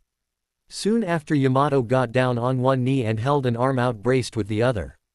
The palm on his outstretched hand quickly developed a mark as he began to pump chakra into his technique. In a way this will be training for both of you. After all, you always needed to work on expanding your chakra reserves more. Kakashi told his old teammate teasingly, making the man send a glare his way. I just hope we can get Naruto to take breaks before I get chakra exhaustion myself, and unlike him I would be out for at least a day probably. These Uzumaki really are walking metahumans. Yamato thought, knowing that no Anbu would ever be able to have spent so long using a crazy amount of chakra on training only to take a few-hour nap and be ready to go for an even more chakra-intensive training. He was well aware that if Naruto put his mind to it, he could easily become one of the most dangerous ninja alive, without even including if he used the Kyuubi's power. Several hours pass and Naruto's clones were still going strong with training. Though he now had a few standing to the side for the sole purpose of taking out clones that drew on the fox's chakra before they could cause too much damage, to let Yamato use less chakra, worrying about them. Course they still missed some, seeing as there were so many, but it helped the man's technique last a bit longer. And thanks to this efficiency, Naruto was making what they thought was good progress with his practice. Okay Naruto, it's time for a break. Kakashi called out to Naruto as the sun was beginning to set. But I can go on. Naruto told his sensei, confused only to hear a chuckle. You might be able to, but he can't, Kakashi told him, pointing over at Yamato, who was currently panting, clearly exhausted. Just give me a minute, Yamato told them, making Naruto sweat drop at the man's determination to try and hide how tired he was. Okay, I guess I will set up some tents for us. Unless you guys plan on going back into the village, Naruto told Kakashi, who I smiled at him. Go right ahead Naruto. Like I said, we won't leave till you get it, Kakashi told him. So, Naruto calmly went a ways away from his training rectangle and began to set up a rather large tent. Though he only got about halfway done before his eyes widened a bit and he quickly took off. Wait, where are you going? Yamato called out after the blonde, who gave no response and simply kept running.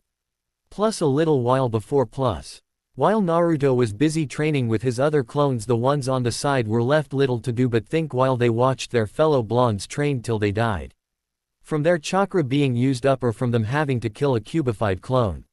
Sigh, I really wish I was created just a little bit sooner. Then maybe I would be one of the trainees instead of guard. I mean, even if their lives are short, at least they are dying doing something instead of standing around all day, the clone thought, looking at the training blondes with slight jealousy. I wonder what the girls are up to right now. I mean, the real me kind of left them in the dust while he left to train. We should probably check on them.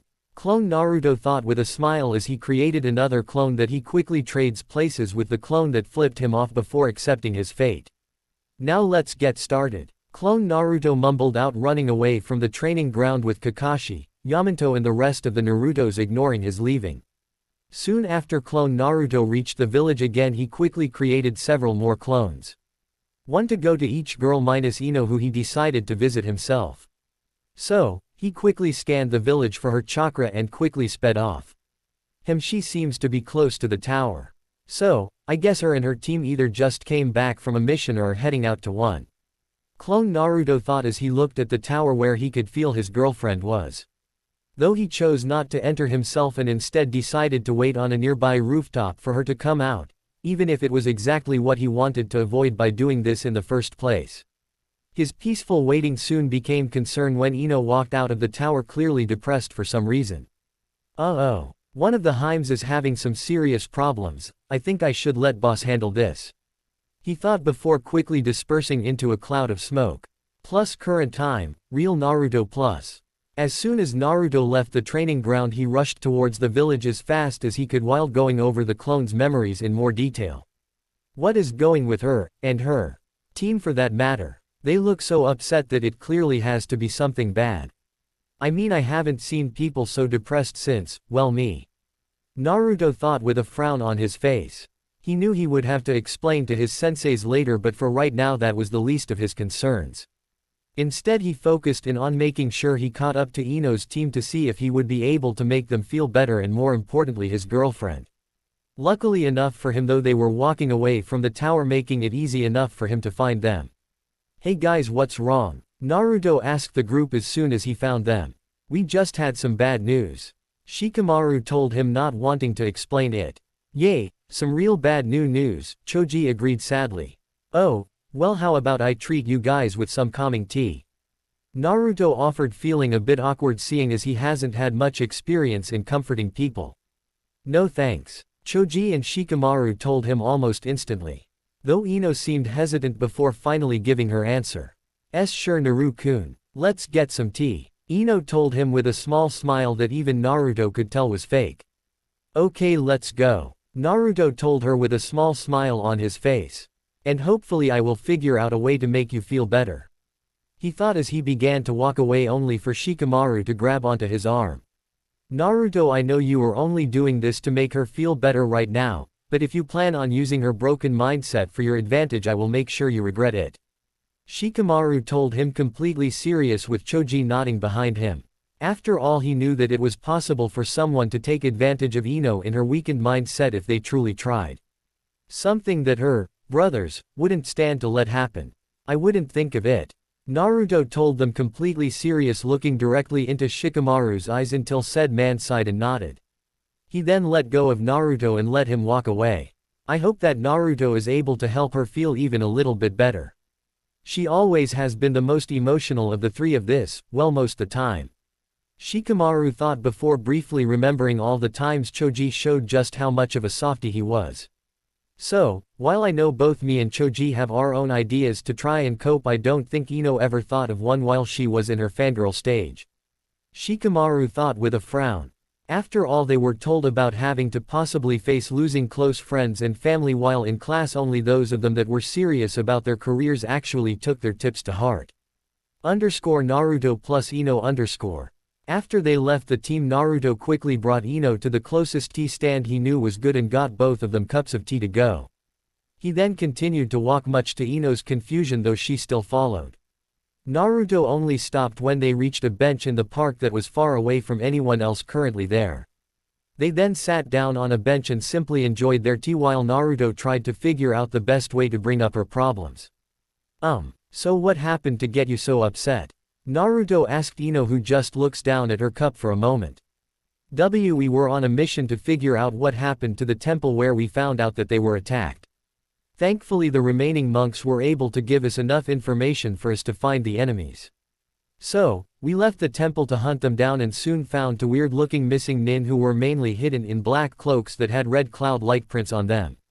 So, we faced these weirdos and everything was going good until one of them somehow managed to stay alive after we decapitated him. That monster then showed some weird jutsu that turned his skin a blackish color and started to give other people injuries he got. He then used it on Asuma sensei and Ino explained before starting to cry. Asuma sensei died. She forced out louder than she meant to before crying even more than before. Course Naruto instantly put an arm around her shoulder for support. I'm sorry to hear that Ino-chan. He was a good man, but I am sure he would want you to live on. Naruto told her, making her glare at him through the tears. So you want me just to forget about him and move on? She growled out. No, that's not what I meant, Ino-chan. I meant that he would want you to live on without him and not wallow in depression for too long. Of course you are going to mourn him and you will feel an empty spot in your heart, but the depression will get better, just give it time. Trust me, you just need to be the strong woman I know you are, Naruto told her gently. But it hurts so much. I know it does, but all pain gets better with time. Trust me, I would know. Naruto told her. How could you know? You never lost someone like this. She growled at him, thinking he was just lying to her to try and get her to feel better. Something that in her opinion was one of the worst possible things a person could do. Ino-chan, I lost someone I thought of as my grandfather, Naruto told her, feeling a bit of sadness creep up from remembering the event. Course Ino just looked at his small frown and felt worse, seeing as she knew he was trying his best to help her. Naruto-kun, I am so. Ino began to tell him, only for him to put a finger on her lips, silencing her. Shish, I know you are just taking out the emotions that you are wallowing through right now, it's alright. You will feel at least a bit better after using them up, just let it all out. Naruto told her after turning her to look her right in the eyes. He then hugged her and waited for whatever she needed to do to let the emotion out. Ino meanwhile just was looking past the blonde with wide teary eyes. Naru-kun, she mumbled before pulling back a little bit, only to wrap her arms around his chest and press her head onto his chest. She then cried into his shirt loudly, not even caring if anyone heard her. Meanwhile Naruto was just holding her while gently rubbing her back, trying to comfort the girl. They had no idea how long they stayed there, but eventually Ino cried herself to sleep and was now dead weight in his arms as she slept peacefully. Well, at least she is sleeping peacefully, but what to do now? Naruto thought, realizing that it was now late and he was alone with a sleeping girl that had tear stains visible on her cheeks. Eventually Naruto decided to carry her home and hope that he doesn't encounter too many people who would ask questions he really didn't want to answer. So, he quickly moved away from her and gently allowed her to fall down so that she was now laying on the bench. He then pushed his arms underneath her legs and neck and picked her up. He then blushed as he felt her cuddle up to him, and he couldn't help but notice how her breast shook each time she breathed. Stay focused, Naruto thought, trying to shake his head to get rid of the perverted thoughts.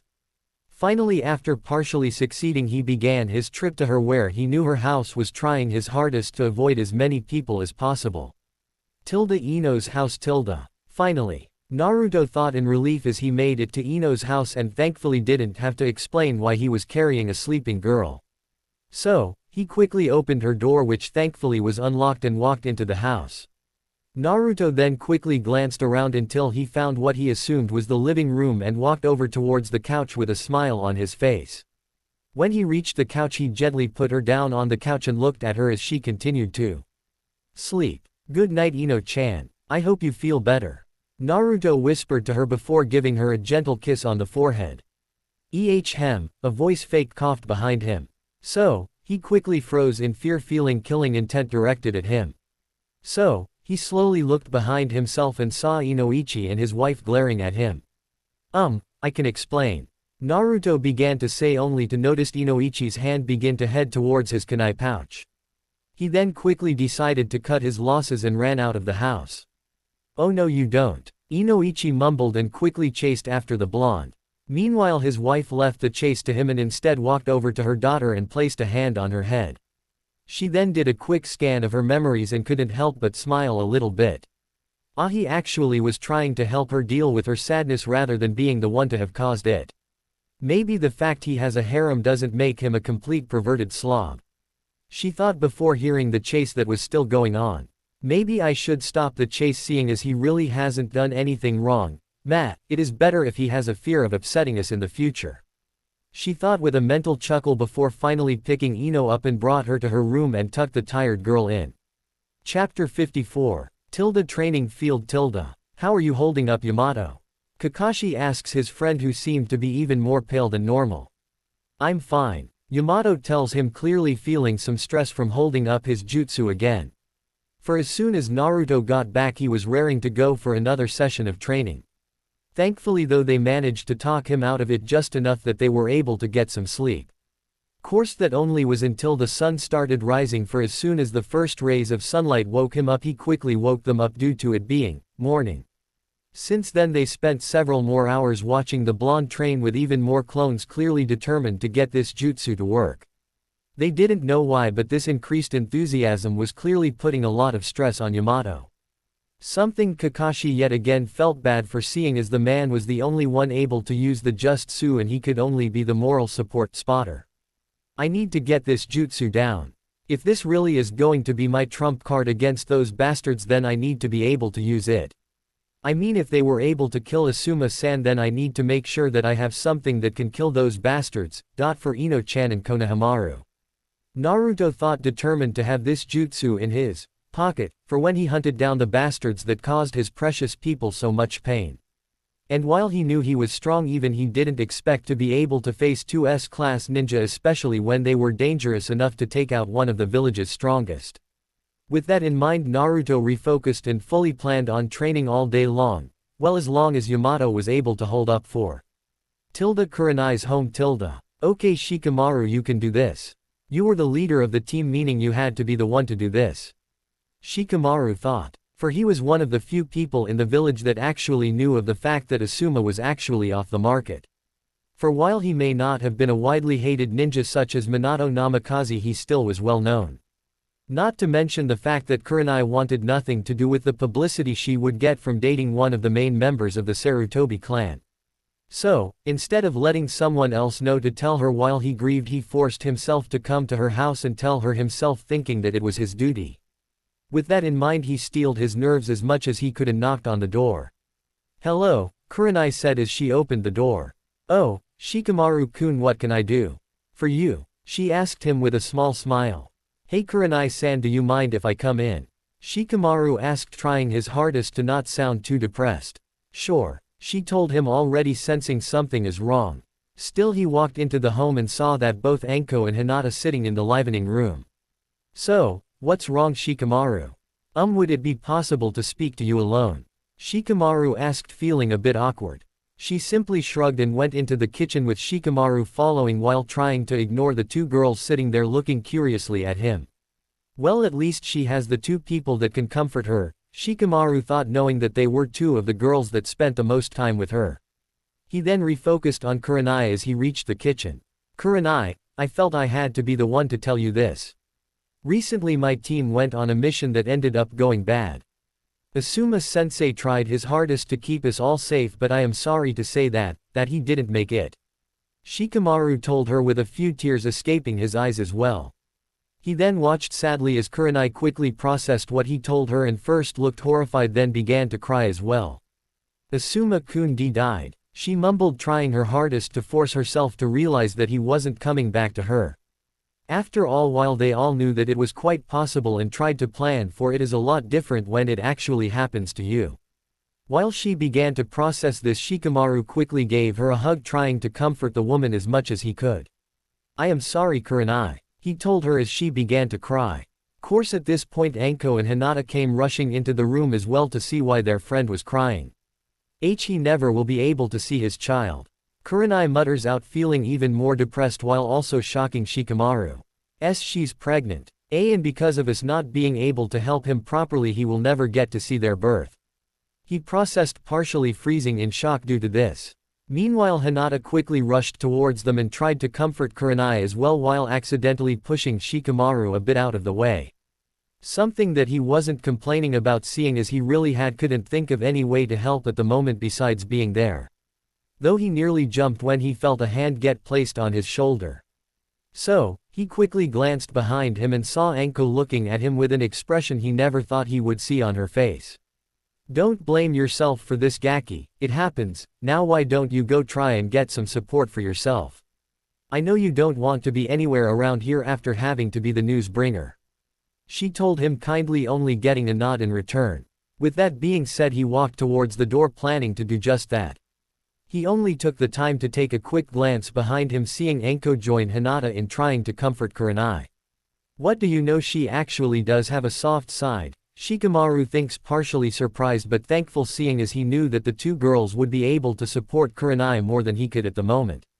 Though he did make a mental note to make sure he helped her in the future take care of the child, seeing as his mentor now could not. Uchiha District. Sir, what exactly are we looking for? A man wearing the normal Konoha Chunin attire. We are looking for anything that could help Orochimaru-sama. Kabuto told the man, not even bothering to look back at the man. He currently was wearing a set of normal Anbu armor and a mask from one of the few he killed to make sure that they wouldn't be interrupted for at least a while.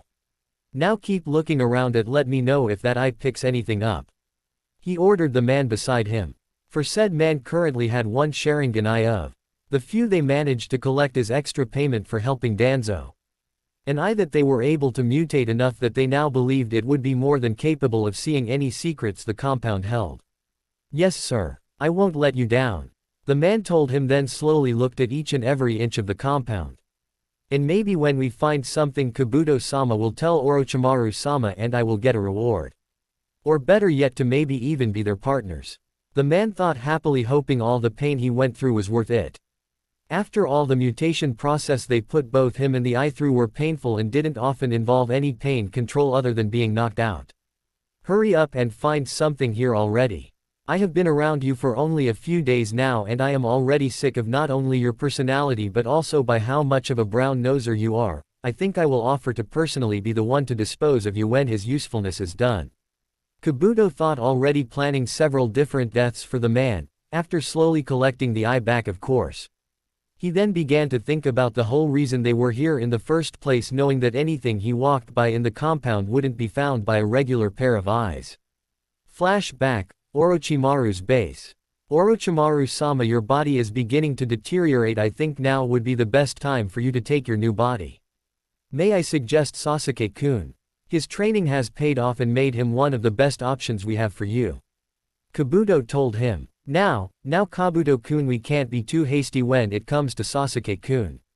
His genetics and thought process is currently leading towards what could end up being the start of me having an endless amount of perfect vessels. Orochimaru told him with an evil smirk. After all, now that he feels he is getting to be strong enough to face his brother, he is beginning to think about restarting his clan. So, we should simply give him some of our strong women and preferably some decent bloodline users. Then after a few years I will hopefully have a wide selection of Uchiha to pick from with even more amazing genes. He told him with a smile. Okay Lord Orochimaru. I will prepare one of your other options then. Though for your plan to work we need an idea to let you take over Uchiha's easier, seeing as what happened when you tried to take over Itachi. Maybe you are right. Orochimaru muttered, looking over at a jar that currently contained 4 eyes that all had the basic level of the Sharingan active. I guess it is time for us to prep another look to see if we can find any treasures in Konoha. He told him, confusing Kabuto, but he still just bowed to his master before leaving to prep someone for the transfer. Flashback end. It turned out that Orochimaru always suspected that the Uchiha were hiding things away in their clan compound but was never able to check due to not only the guards there. So, needless to say, soon after the massacre happened he quickly sent out his teams to search every inch of it. A plan that gave him several scrolls on various fighting styles and a lot of jutsu, but nothing really specific to the clan. So, he began to try and figure out how they hid their jutsu, seeing as he knew they had at least a few clan techniques. So, he eventually just assumed that there must be a secret in their eyes themselves, so he took some extra payment from Danzo for his modifications so that he could check if this was the case. All of which lead to Kabuto's current predicament of watching his scanner go around the compound while he kept an eye out for any trouble. A scan that at the current moment had no real results other than wasting their time.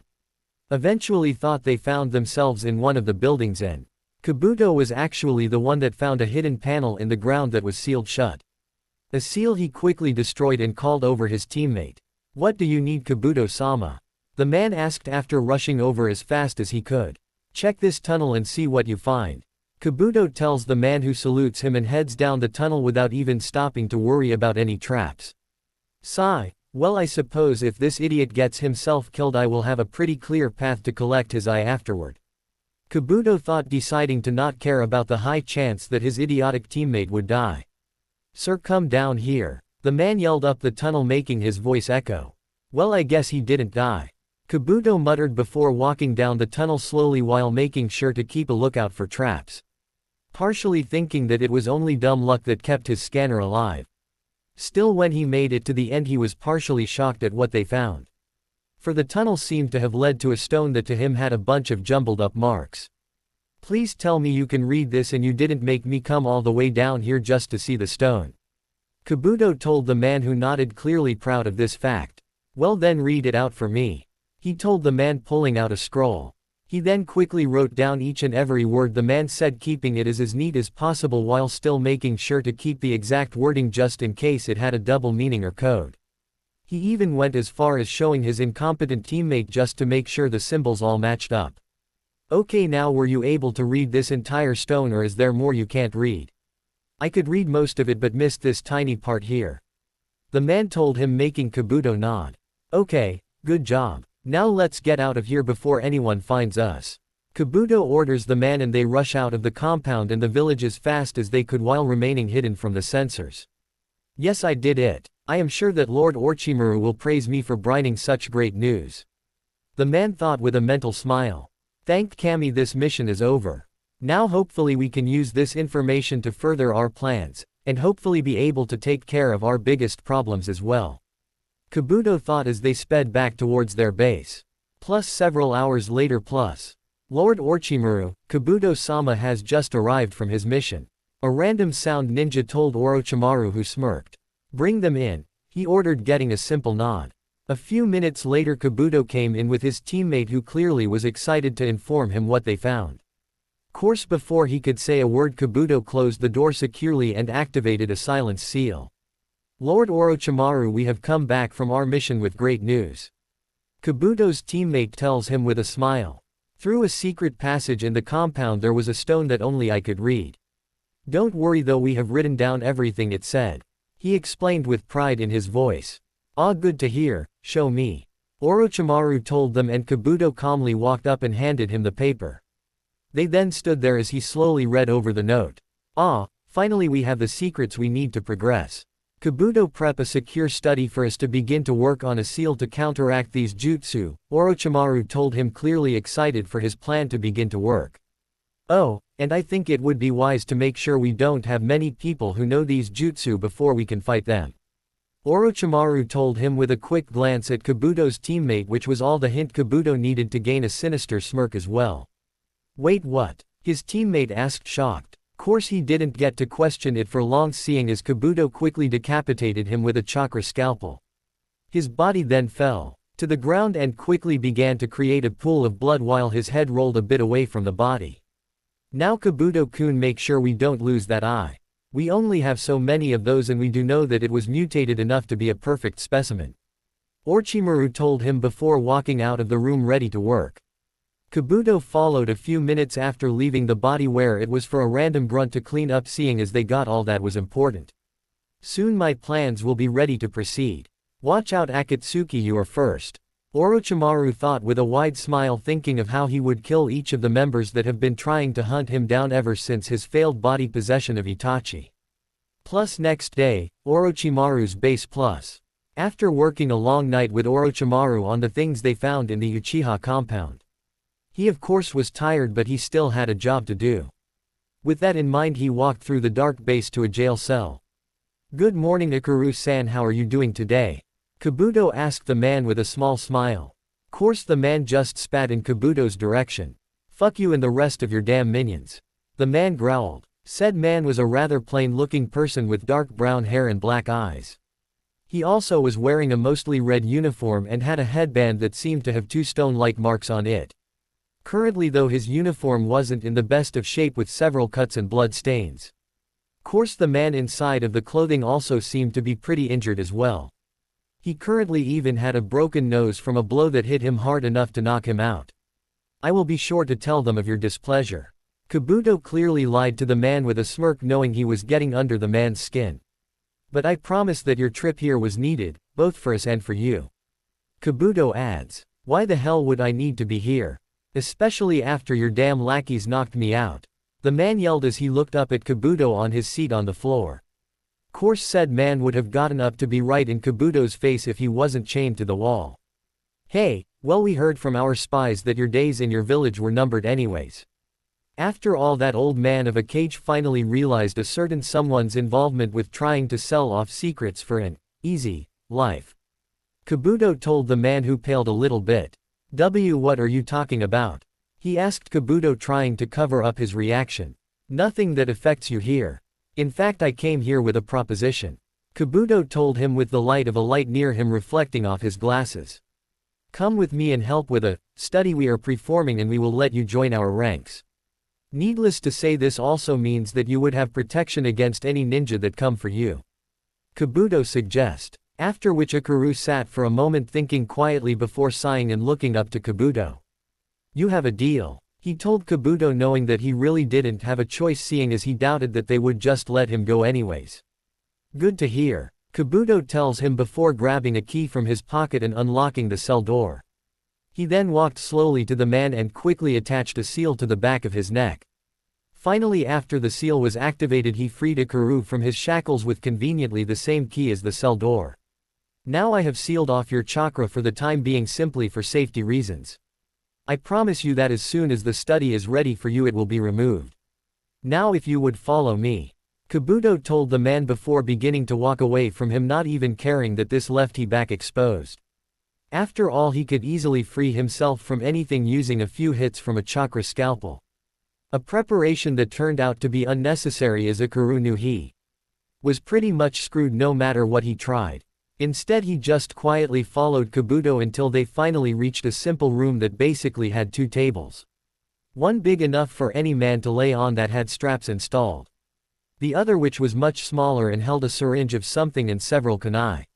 What the hell? Akaru muttered, already with his danger senses maxed out. Now would you please take a seat on the table? Kabuto told the man after watching a waiting person walked in that looked almost to be a nurse of some sort. I am gonna regret this, I just know it, but what can I do otherwise? Akaru thought with a frown as he laid down on the cold table. The nurse then strapped him tightly onto the table. And as promised, Kabuto told the man, taking the seal of his neck. Now don't worry, this will only take a little bit. He told the man as he walked back out of the room. Do it, he simply told the nurse before finally shutting the door tightly behind himself. Wait, what are we doing? Akaru asked, worried only to be ignored. Instead, the nurse simply grabbed the syringe and stabbed it into his neck while he pleaded with her not to. She then calmly walked to the same door Kabuto went through and left as well. In fact, the last thing she heard before the door sealed, with Akaru already beginning to scream in pain. What is the current suspected success rate of the test? Kabuto asked the girl while they waited just outside the room for the yelling to stop. Sir, with the recent progress research team 8A has made with the formula, we have an estimated 30% chance of the formula changing. Akaru Harama, a low-level jonin from Iowa. She told Kabuto respectfully. So, we have managed to up the chance a decent bit, still I imagine it still has some more room for improvement. Make sure the all teams continue their studies. Kabuto told her just before the final yell came to an end. Oh, good, he has finally stopped. After he said this, he nodded to the girl who walked back to the door and walked into the room. Wait, stop, she yelled out in fear before Kabuto heard a loud thud. Akaru then walked out of the room looking zombified. Said zombie seemed to get ready to attack Kabuto as well. Stop, Kabuto ordered the zombie, who did just that. Sigh, now what am I going to do with you? Do you know how hard it is to find help willing to come help us with our research? He asked the man, who stood there without any emotion or anything showing that he even heard Kabuto. Still, it's nice to see that you beat the odds. Now I welcome you to the village. Kabuto told the man with a sadistic smirk, knowing that this was not what the man thought of when he told him that he would join the village. So, it is clear that we are quickly pushing through the first problem our chemical has. Chakra now isn't able to stop as much of the solution. Next problem, getting them able to use at least some jutsu if at all possible. Kabuto thought happily. Watch out world, for soon enough we will have an army to face you all. And unlike your people, our soldiers not only are loyal but will never tire. He then began to chuckle, not even bothering to look into the room Hikaru still stood in front of. After all, his test was done and one of the more useless workers would eventually try to use the room and have to clean it up in order to do so, just one of the joys of being pretty much the head honcho. Chapter 55. Training Ground, Morning.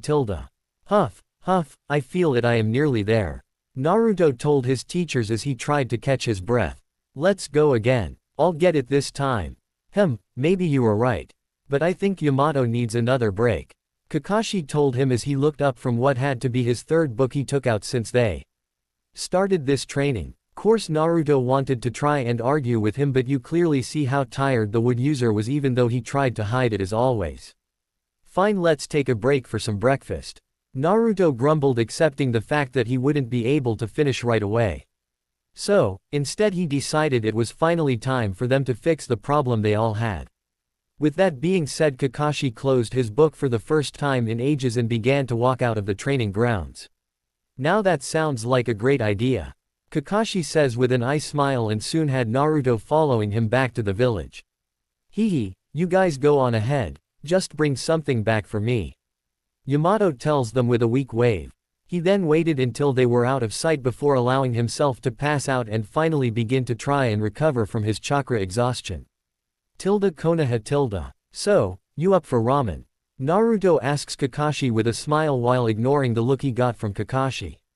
Maybe next time, Kakashi tells him, deciding not to fight against his student's addiction at the moment and instead simply push the matter off for another day. In doing so, he managed to get Naruto to eat something proper for once.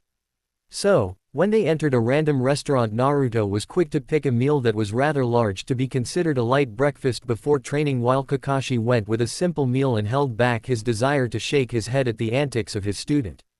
Even now, when both of my remaining students are nearing my level or even past it already, they still act like the same brats at times.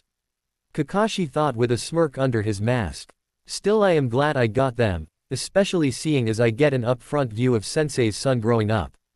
You would be proud of him, Minato-sensei, Kushina-sensei, well, maybe you would cause some havoc if you learned he was having a harem. Kakashi thought with a chuckle, knowing that Naruto's mother was never a fan of the CRA, thus why Minato didn't take the offer when he got it.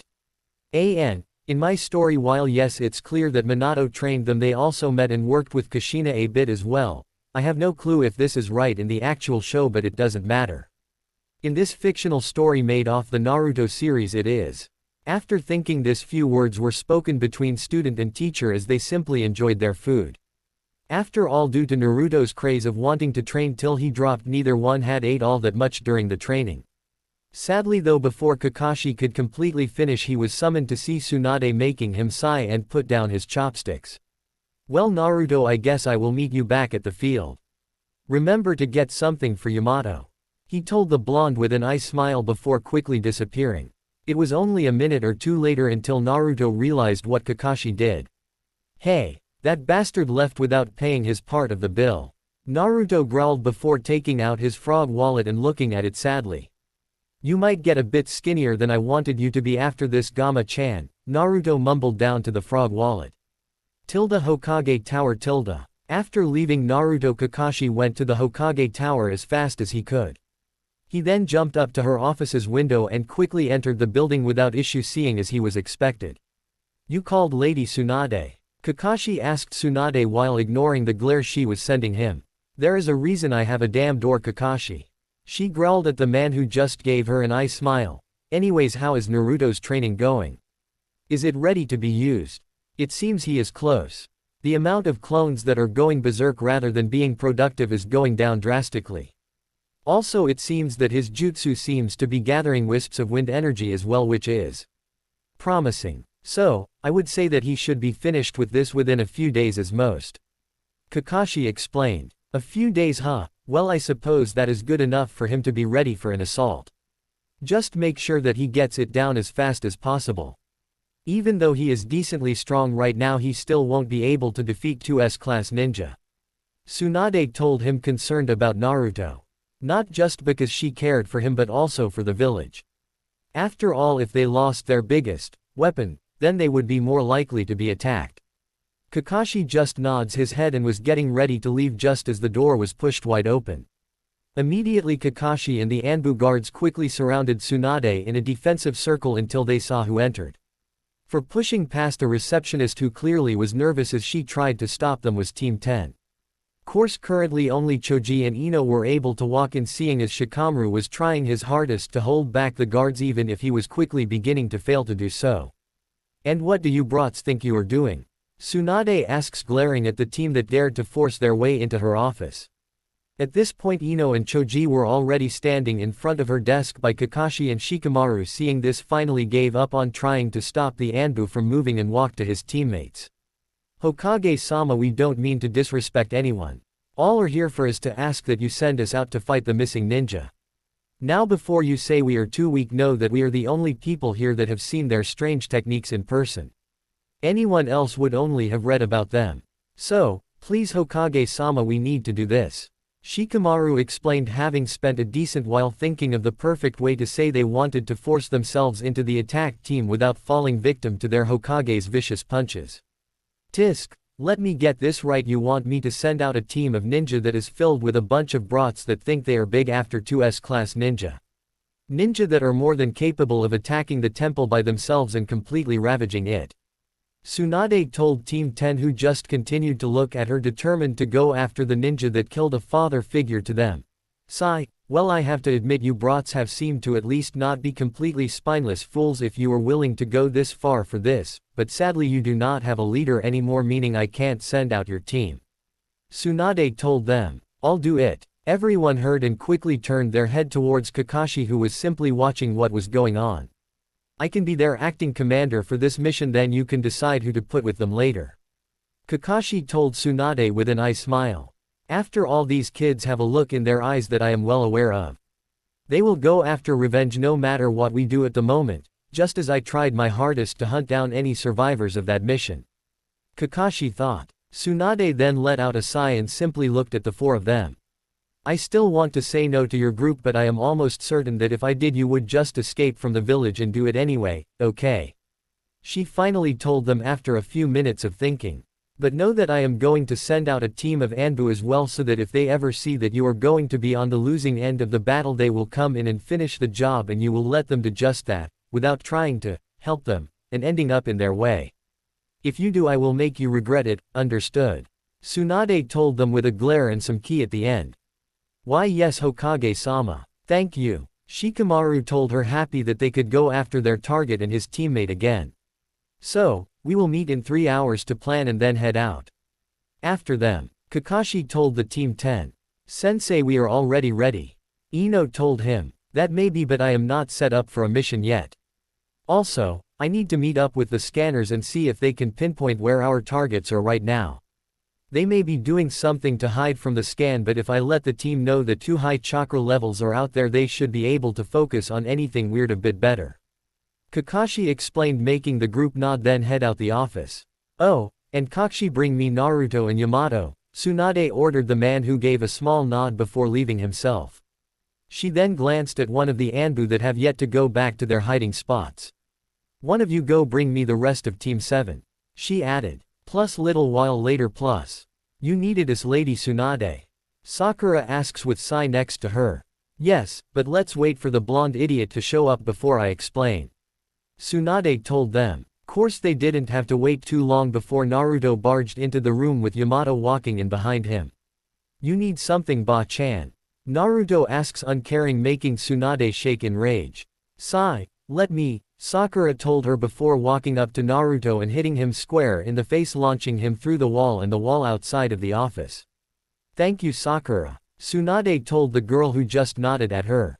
They both knew she was moments away from destroying her desk to get close enough to hit the blonde herself, and she was already on her 3rd desk this week. Still they only had to wait a little while before Naruto re-entered the room with a red mark still visible on his face. Anyways, now that Yamato and the idiot are here, I can explain why I called you. You see, Team 10 is soon to be going after two S-class targets that have entered the outskirts of Konoha. I wish to send your team out as support for them. They may be strong in their own right, but against two S-class ninja they don't have a good chance. You will go even up the odds for us. Tsunade told the team before looking at Naruto. Now, you all will leave tomorrow morning to meet up with their team. But Naruto, if you don't complete your jutsu before then I will have no choice but to put someone else on this mission. Understood, Tsunade added. Hi, all of Team 7 told her at the same time before Naruto turned to Yamato. Come on sensei, we are wasting time. I need to go finish this jutsu ASAP. Naruto told his sensei. Ino-chan, I know you needed to do this, but I can help but feel worried about you, but don't worry, I will make sure I come to back you up. Naruto thought, determined. Hey, good, the brat is fired up. I knew that would be the perfect thing to light a fire under him.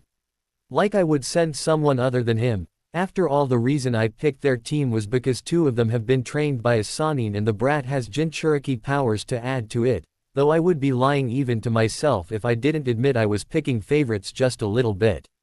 But I mean, I am the Hokage, I can do whatever the hell I want, fuck the council. Besides, the brat needs to see where he lands against the Akatsuki now that he has trained for years. Tsunade thought before going back to trying to defeat her largest enemy yet, paperwork. So I don't know what to call these, so I will just be calling this an oddmake. They will be part of the story but also don't really fit the mood of the chapter, so I don't want to just stick it in other than in this. But basically this is to help put characters in that I haven't used much just to give them some screen time. Tilde plus oddmake plus tilde. Underscore Hanabi and Moegi underscore. After leaving her house to go shopping. Come on Hanabi, hurry up, Moegi told her friend as she ran through the village. Meanwhile Hanabi just continued through the village. The store is not gonna close anytime soon, Moegi. There is no need to rush. She told the hyper girl calmly, causing said girl to run back to her, simply looking at her in confusion. But why not? I mean, all we are doing is wasting time going so slow. Sigh. Yes, we are technically wasting time, but we are also just being normal civilians. We don't always have to rush around like a ninja on a mission. How about just taking some time to relax and act like a proper high-class woman? Hanabi told her. High class. I hate to tell you, but both my parents are civilians. I haven't been a high-class woman all my life. Moegi told her simply. For even though her family never was hurting for money, they also didn't have loads of money to waste on trying to act like the richer people. So you have never even tried to get dressed up or anything? Hanabi asked in disbelief. No, I don't think I have. I don't really even go out splurging on clothes all that often either. She told her with a shrug. Okay, new plan. Hanabi told the girl but continued walking in the same direction. Oh, and what is the plan now? Moegi asks, only to be ignored. Come on, at least a hint, please. She continued, only to have to continue walking to follow the quiet girl. Tilde spot tilde, don't care if they don't have one, they do in this. I thought we were going for clothes. Moegi asks, looking at the storefront in confusion. Yes, we were. But after hearing that you never having gotten properly dressed up has made this a full workup instead. Hanabi tells her, simply holding the door open. Not to ruin your plan, but I don't think my allowance will let me do this. Moegi answers awkwardly, already seeing hefty prices in their future. Don't worry about that. I will be paying for all of it today. Hanabi tells her simply. Really? Moegi asks, stunned. Yes, I mean, what are friends for? She asks with a small smile. Besides, I need to make sure you won't talk about what you saw. She muttered, but Moegi could still hear her. Why is she so focused on that? I mean, sure, it's weird to have those books, but loads of women read those occasionally, but hey, if she wants to give me a free spa treatment, then I won't complain. Moegi thinks with a sweat drop, but still goes along with it. For while she felt that she taking advantage of her friend, but knew that her clan had plenty of money to spare. Plus, she didn't even mention wanting to do this pricier plan. So, after hesitating for a little while, she followed Hanabi into the business. Welcome, how may we help you? One of the staff asked the girls kindly. 2 for the full package, Hanabi told the woman calmly and sat down in one of the chairs with Moegi following her lead. They then enjoyed their full spa treatment, which to Moegi was a completely new experience.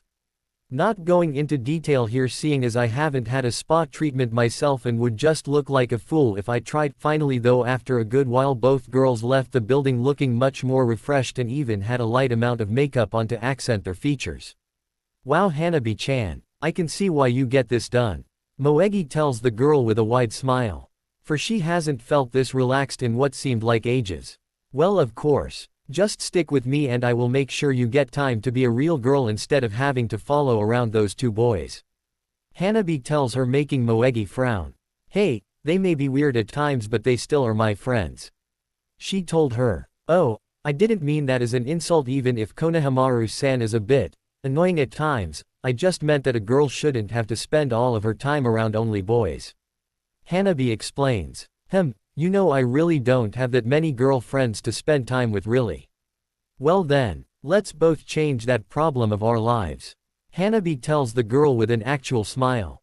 For she finally actually was beginning to truly enjoy Moegi's company.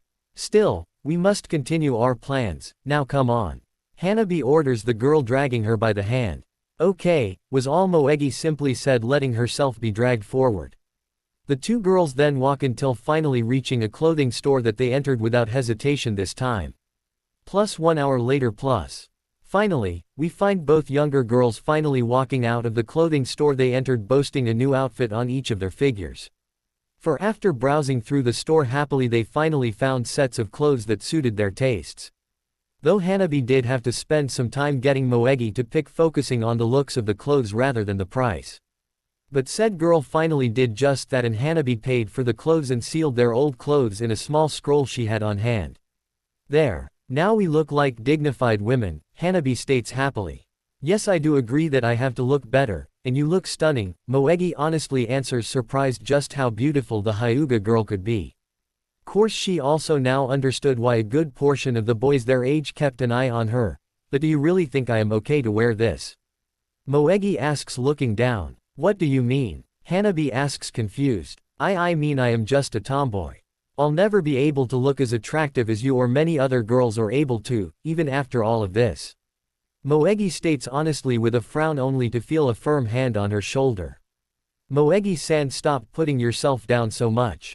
First of all women are capable of looking physically beautiful as long as they accent what they were given.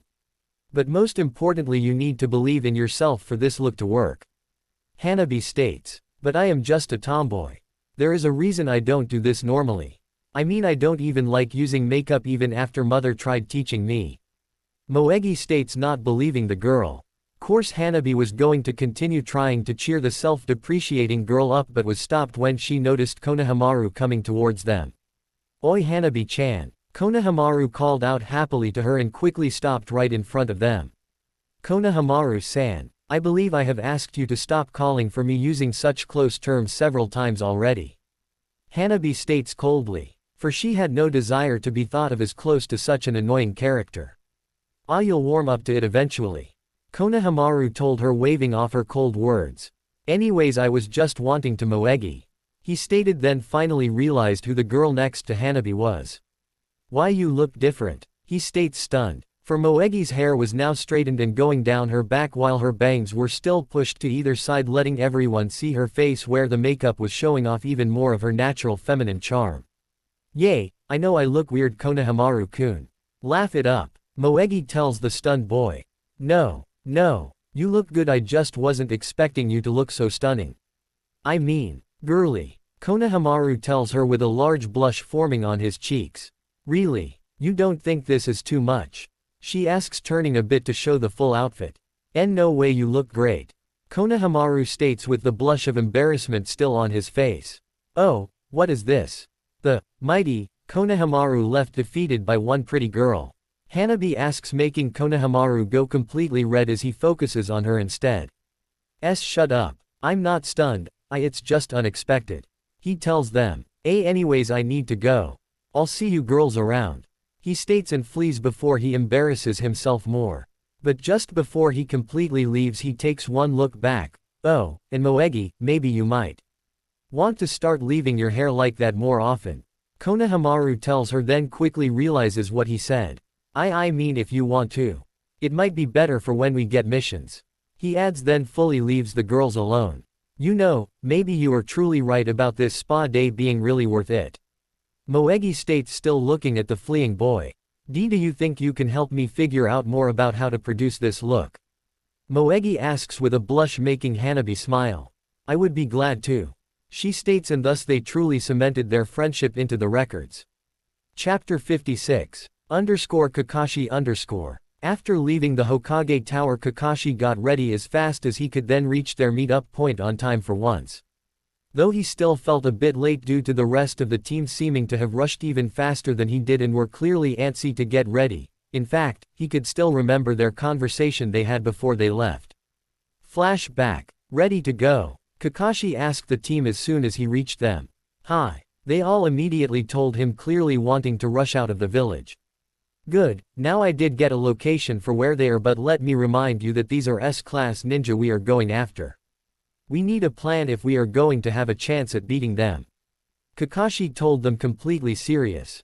For while he was confident about his own skills, he still knew that even with a team of B-ranked ninja he didn't have too good of a chance.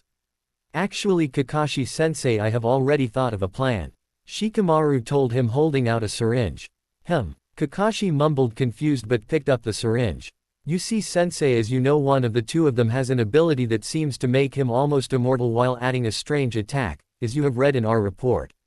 So, I am assuming that the man with him has a high chance of having some sort of weird ability that gives him immortality as well. So, my plan currently is for us to drop in front of the ninja and do our best to distract them while you eventually sneak behind him as best as you can and use your famous jutsu to take care of the second, or at least try to do so.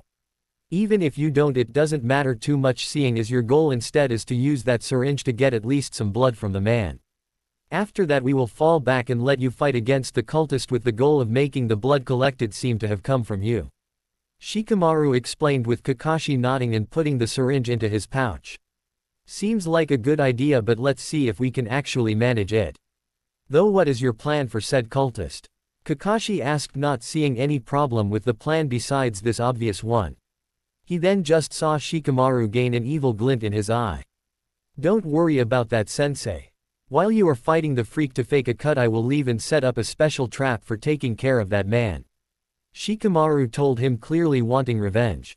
Okay, but instead of you going by yourself, take Choji or Ino with you. If the other somehow stays alive after I assassinate him and trick his teammate, then it would be best for all of us to team up against each one of them. Remember, we don't know what we are facing here. Kakashi told them, making them all nod. Okay, now let's head out. Kakashi ordered, and their group sped off towards the enemy. Flashback end. He may be even lazier than I try to act, but the kid does come up with some great ideas. I just hope he doesn't end up making some of the mistakes I did as a leader. Kakashi thought with a sad smile, knowing that now that Asuma was dead, Shikamaru will most likely be the one to take the mantle of leader of the team, seeing as he always ended up being their tactician anyways. He then refocused on the forest in front of him, making sure that they saw the duo as soon as possible. For while he did get the location of them off the scanners, only a fool would stay in one area of enemy territory for longer than a minute or two. So, he honestly expected it to take a while to find them in the first place. So, just to make it clear, 1. I am terrible with Kakashi's way of being calm, cool while being a bit witty, you know how he acts. I am trying my best to not make him sound too weird, but he may be a bit strange, as most characters will end up being from time to time. 2. For the sake of my story, I plan on making it take them a decent while to reach the target and locate them, that way Naruto's team reaches them around when they do in the anime.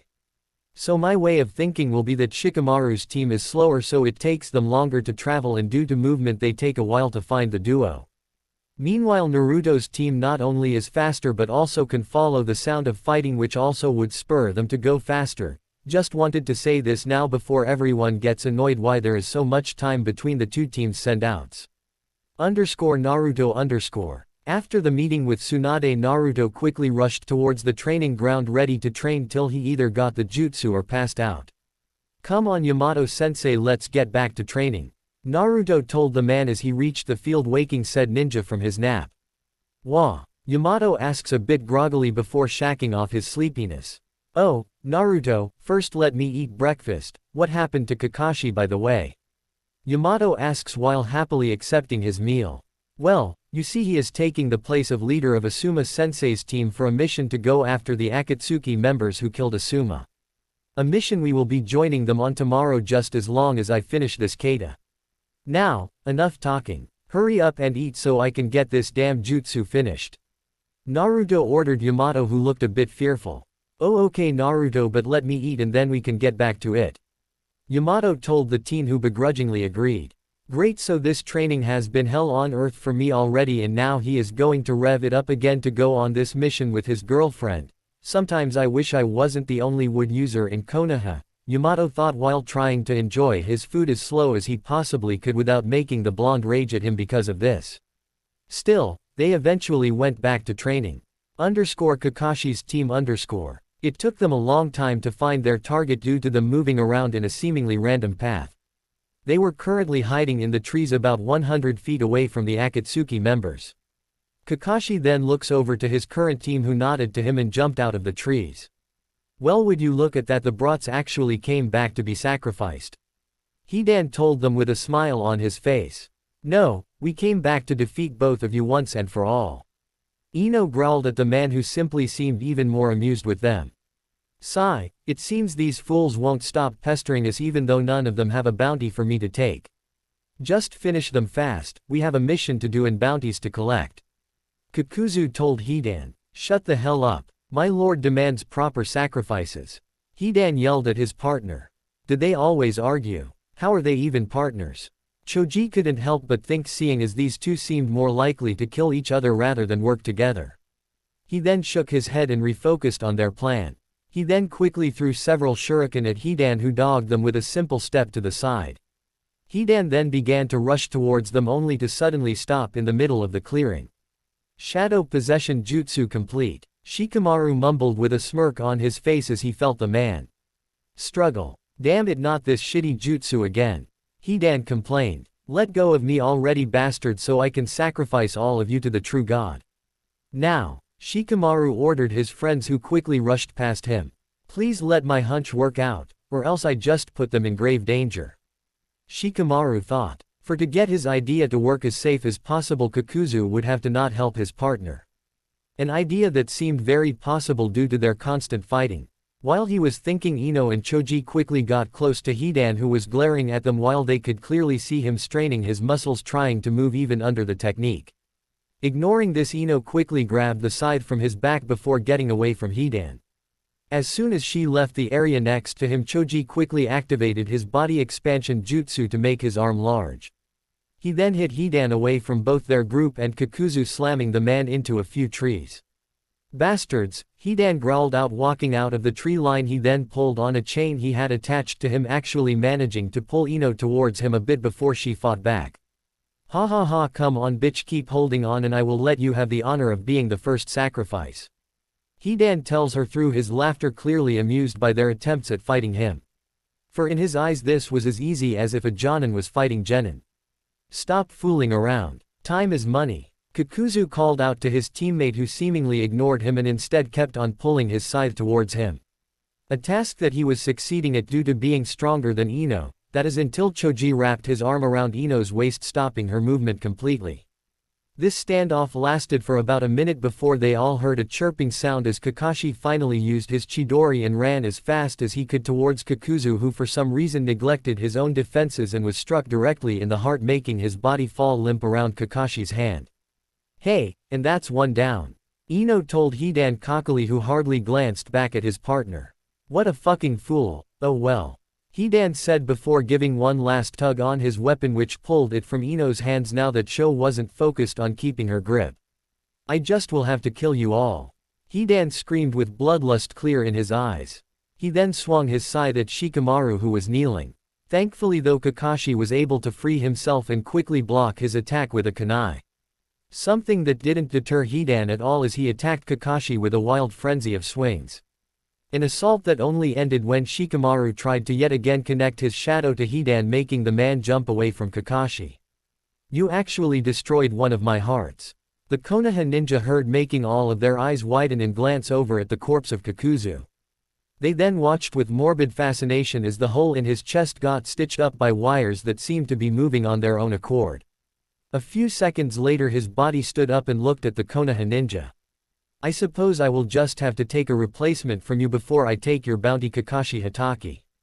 Kakuzu tells them before taking his cloak off, showing his bare chest that seemed to be stitched together all over the place.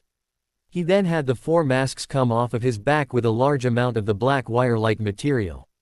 Each of the masks then had their wires form into strange body-like shapes, with the masks looking at them, making them all look even creepier. Thankfully one of the bodies fell apart soon after it formed. "Thankfully your lighting affinity will be a perfect replacement," Kakuzu told them, sending shivers down all but Kakashi's backs.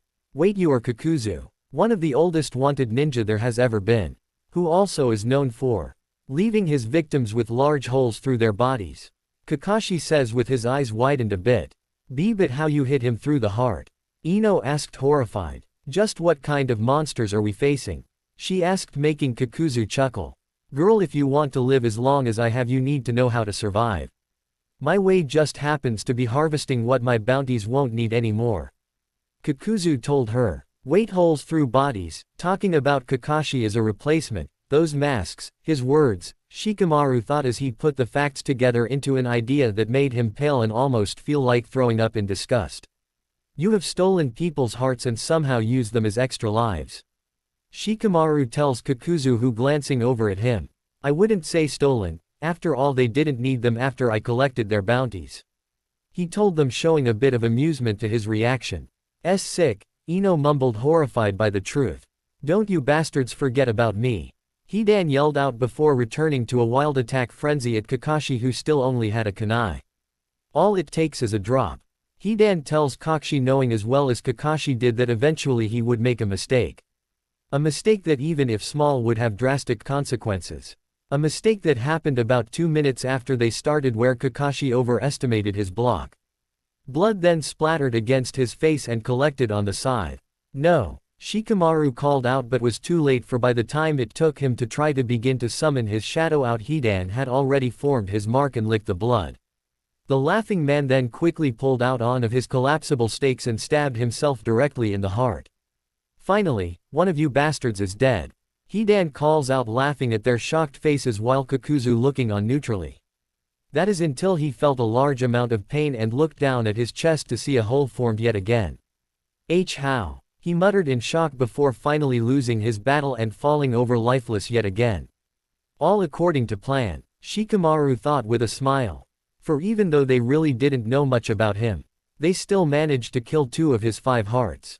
He then watched as one of the masked creatures went over to Kakuzu's body and sunk back into the man's body.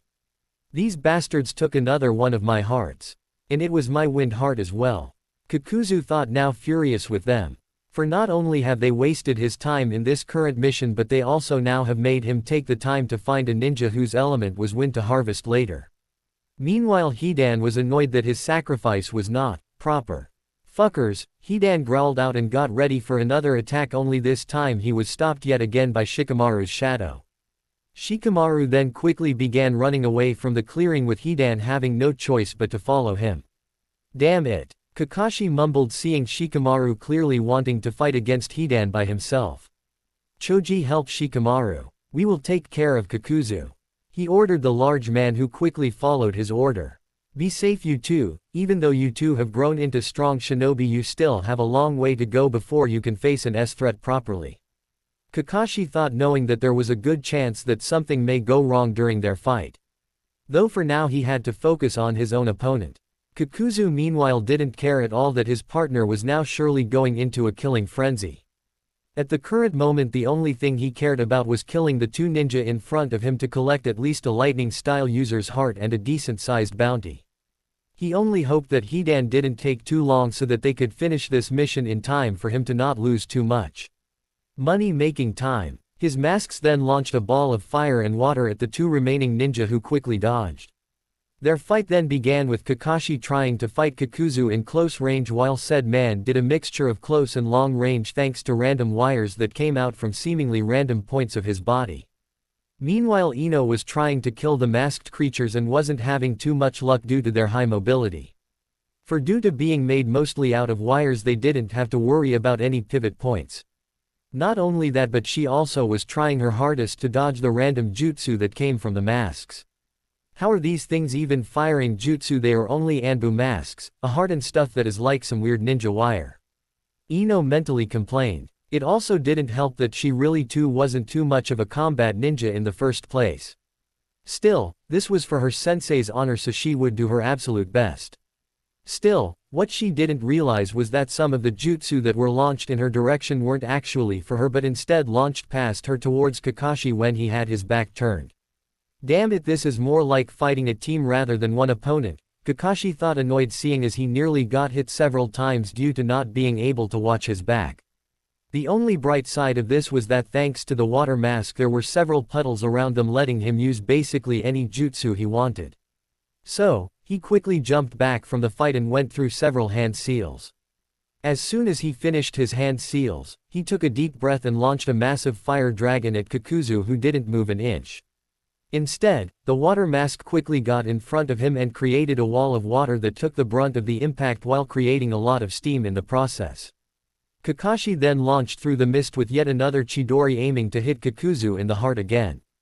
Though much to his surprise he soon found himself with several strands of wire.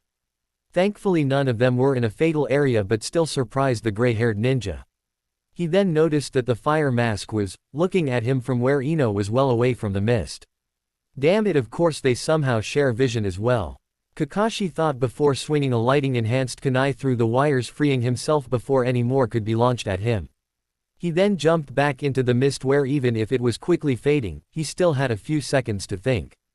The mist won't help you, Kakuzu told Kakashi, seeming a bit amused before turning the ground underneath the mist into mud. He then smiled to see his opponent now buried up to his ankles in the chakra-enhanced mud. And now for my second prize, he told him with a smirk as his hand disconnected from his wrist, showing that his body was somehow filled with only the wires he used. Kakashi didn't get to see this for long though, seeing as a large mass of these strands quickly launched out from his body and pierced through his chest, creating a circle around his heart. Much to the wire ninja's surprise though, Kakashi's body lost its form around his wires and reverted back into water, showing it was in fact just a water clone. Kakuzu then quickly looked around the field trying to find the copy ninja, only to currently see the girl he was teamed with. Well, if he won't show up, Kakuzu thought, deciding that he would rather have a heart that had an unknown element than be down one. So, he quickly launched his strands at the unexpecting girl. Though much to his rage, just as his wires were about to reach, she was pulled into the earth, making his attack miss while the girl screamed in fear. Moments ago. Ino was currently glaring down the two creatures beside her, watching for any move they made. Currently she was at a loss for how to defeat them. Though her thoughts were interrupted by her suddenly feeling a pair of hands grip her ankles, making her cry out in shock. Before she knew it, she was pulled halfway down into the earth. Damn it, I was careless, Ino thought sadly, with pictures of her family, friends and lastly her boyfriend. I am sorry everyone, I was too careless, Ino thought sadly, fully expecting her death. Ino, calm down, she heard whispered to her. Kakashi-sensei, she muttered out. Distract them for a minute, he ordered her, hoping that she wouldn't do anything foolish in the process. Ino thankfully didn't question the older ninja and instead quickly pulled herself out of the ground and quickly threw several kunai at Kakuzu, who easily dodged them. She then had to jump out of the way. A large blast of water took out the ground where she just was standing. Though sadly for her, Kakuzu and his creatures wasted no time surrounding the girl, who quickly began to feel overwhelmed as she tried to dodge or block all of the wires that were launched at her. Thankfully, just as she was about to be completely overwhelmed, Kakashi burst from the ground, breathing out a fire dragon at the back of the masks. His attack hit the head of the creature dead on, making Kakashi smirk a bit, only to lose it soon after when he realized that the creature didn't even seem fazed by the attack. Nice attack, copy ninja, but too bad you were unlucky enough to attack my fire mask, Kakuzu told them, clearly happy by this fact. He then quickly looked back at Ino, who still was stuck in a bad situation. Shit, Kakashi muttered, trying to figure out a way to help the girl. Thankfully he didn't have to, for as just before the attacks hit, a wooden dome formed completely around the girl. Phew, made it just in time, Yamato muttered, relieved that he could save the girl. Meanwhile, a blur came from behind him and slammed into Kakuzu. A blur that turned out to be Naruto, who slammed his fist into Kakuzu's face hard enough to launch the man a decent way away from where he was standing. Naruto then quickly picked Ino up in a bridal carry as soon as the wood dome went down, and quickly jumped behind Yamato while glaring at Kakuzu with his eyes already red. Meanwhile, Ino held onto Naruto's shirt, thankful that they came to save her. "Kakashi-sensei, are you okay?" Naruto asked the man. "I am fine, but where is the rest of the team? I noticed that you two split up, so I sent Sakura and Sai to help them." Yamato told Kakashi, who nodded. "Now Naruto, let's see how your newest jutsu does in its field test." Yamato told the blonde, who smiled. "Gladly," he told him with a large feral smile. Thank you for watching. Please don't forget to like and subscribe, and if you have any fanfictions you would like to see on the channel, leave them in the comments, and have a great day.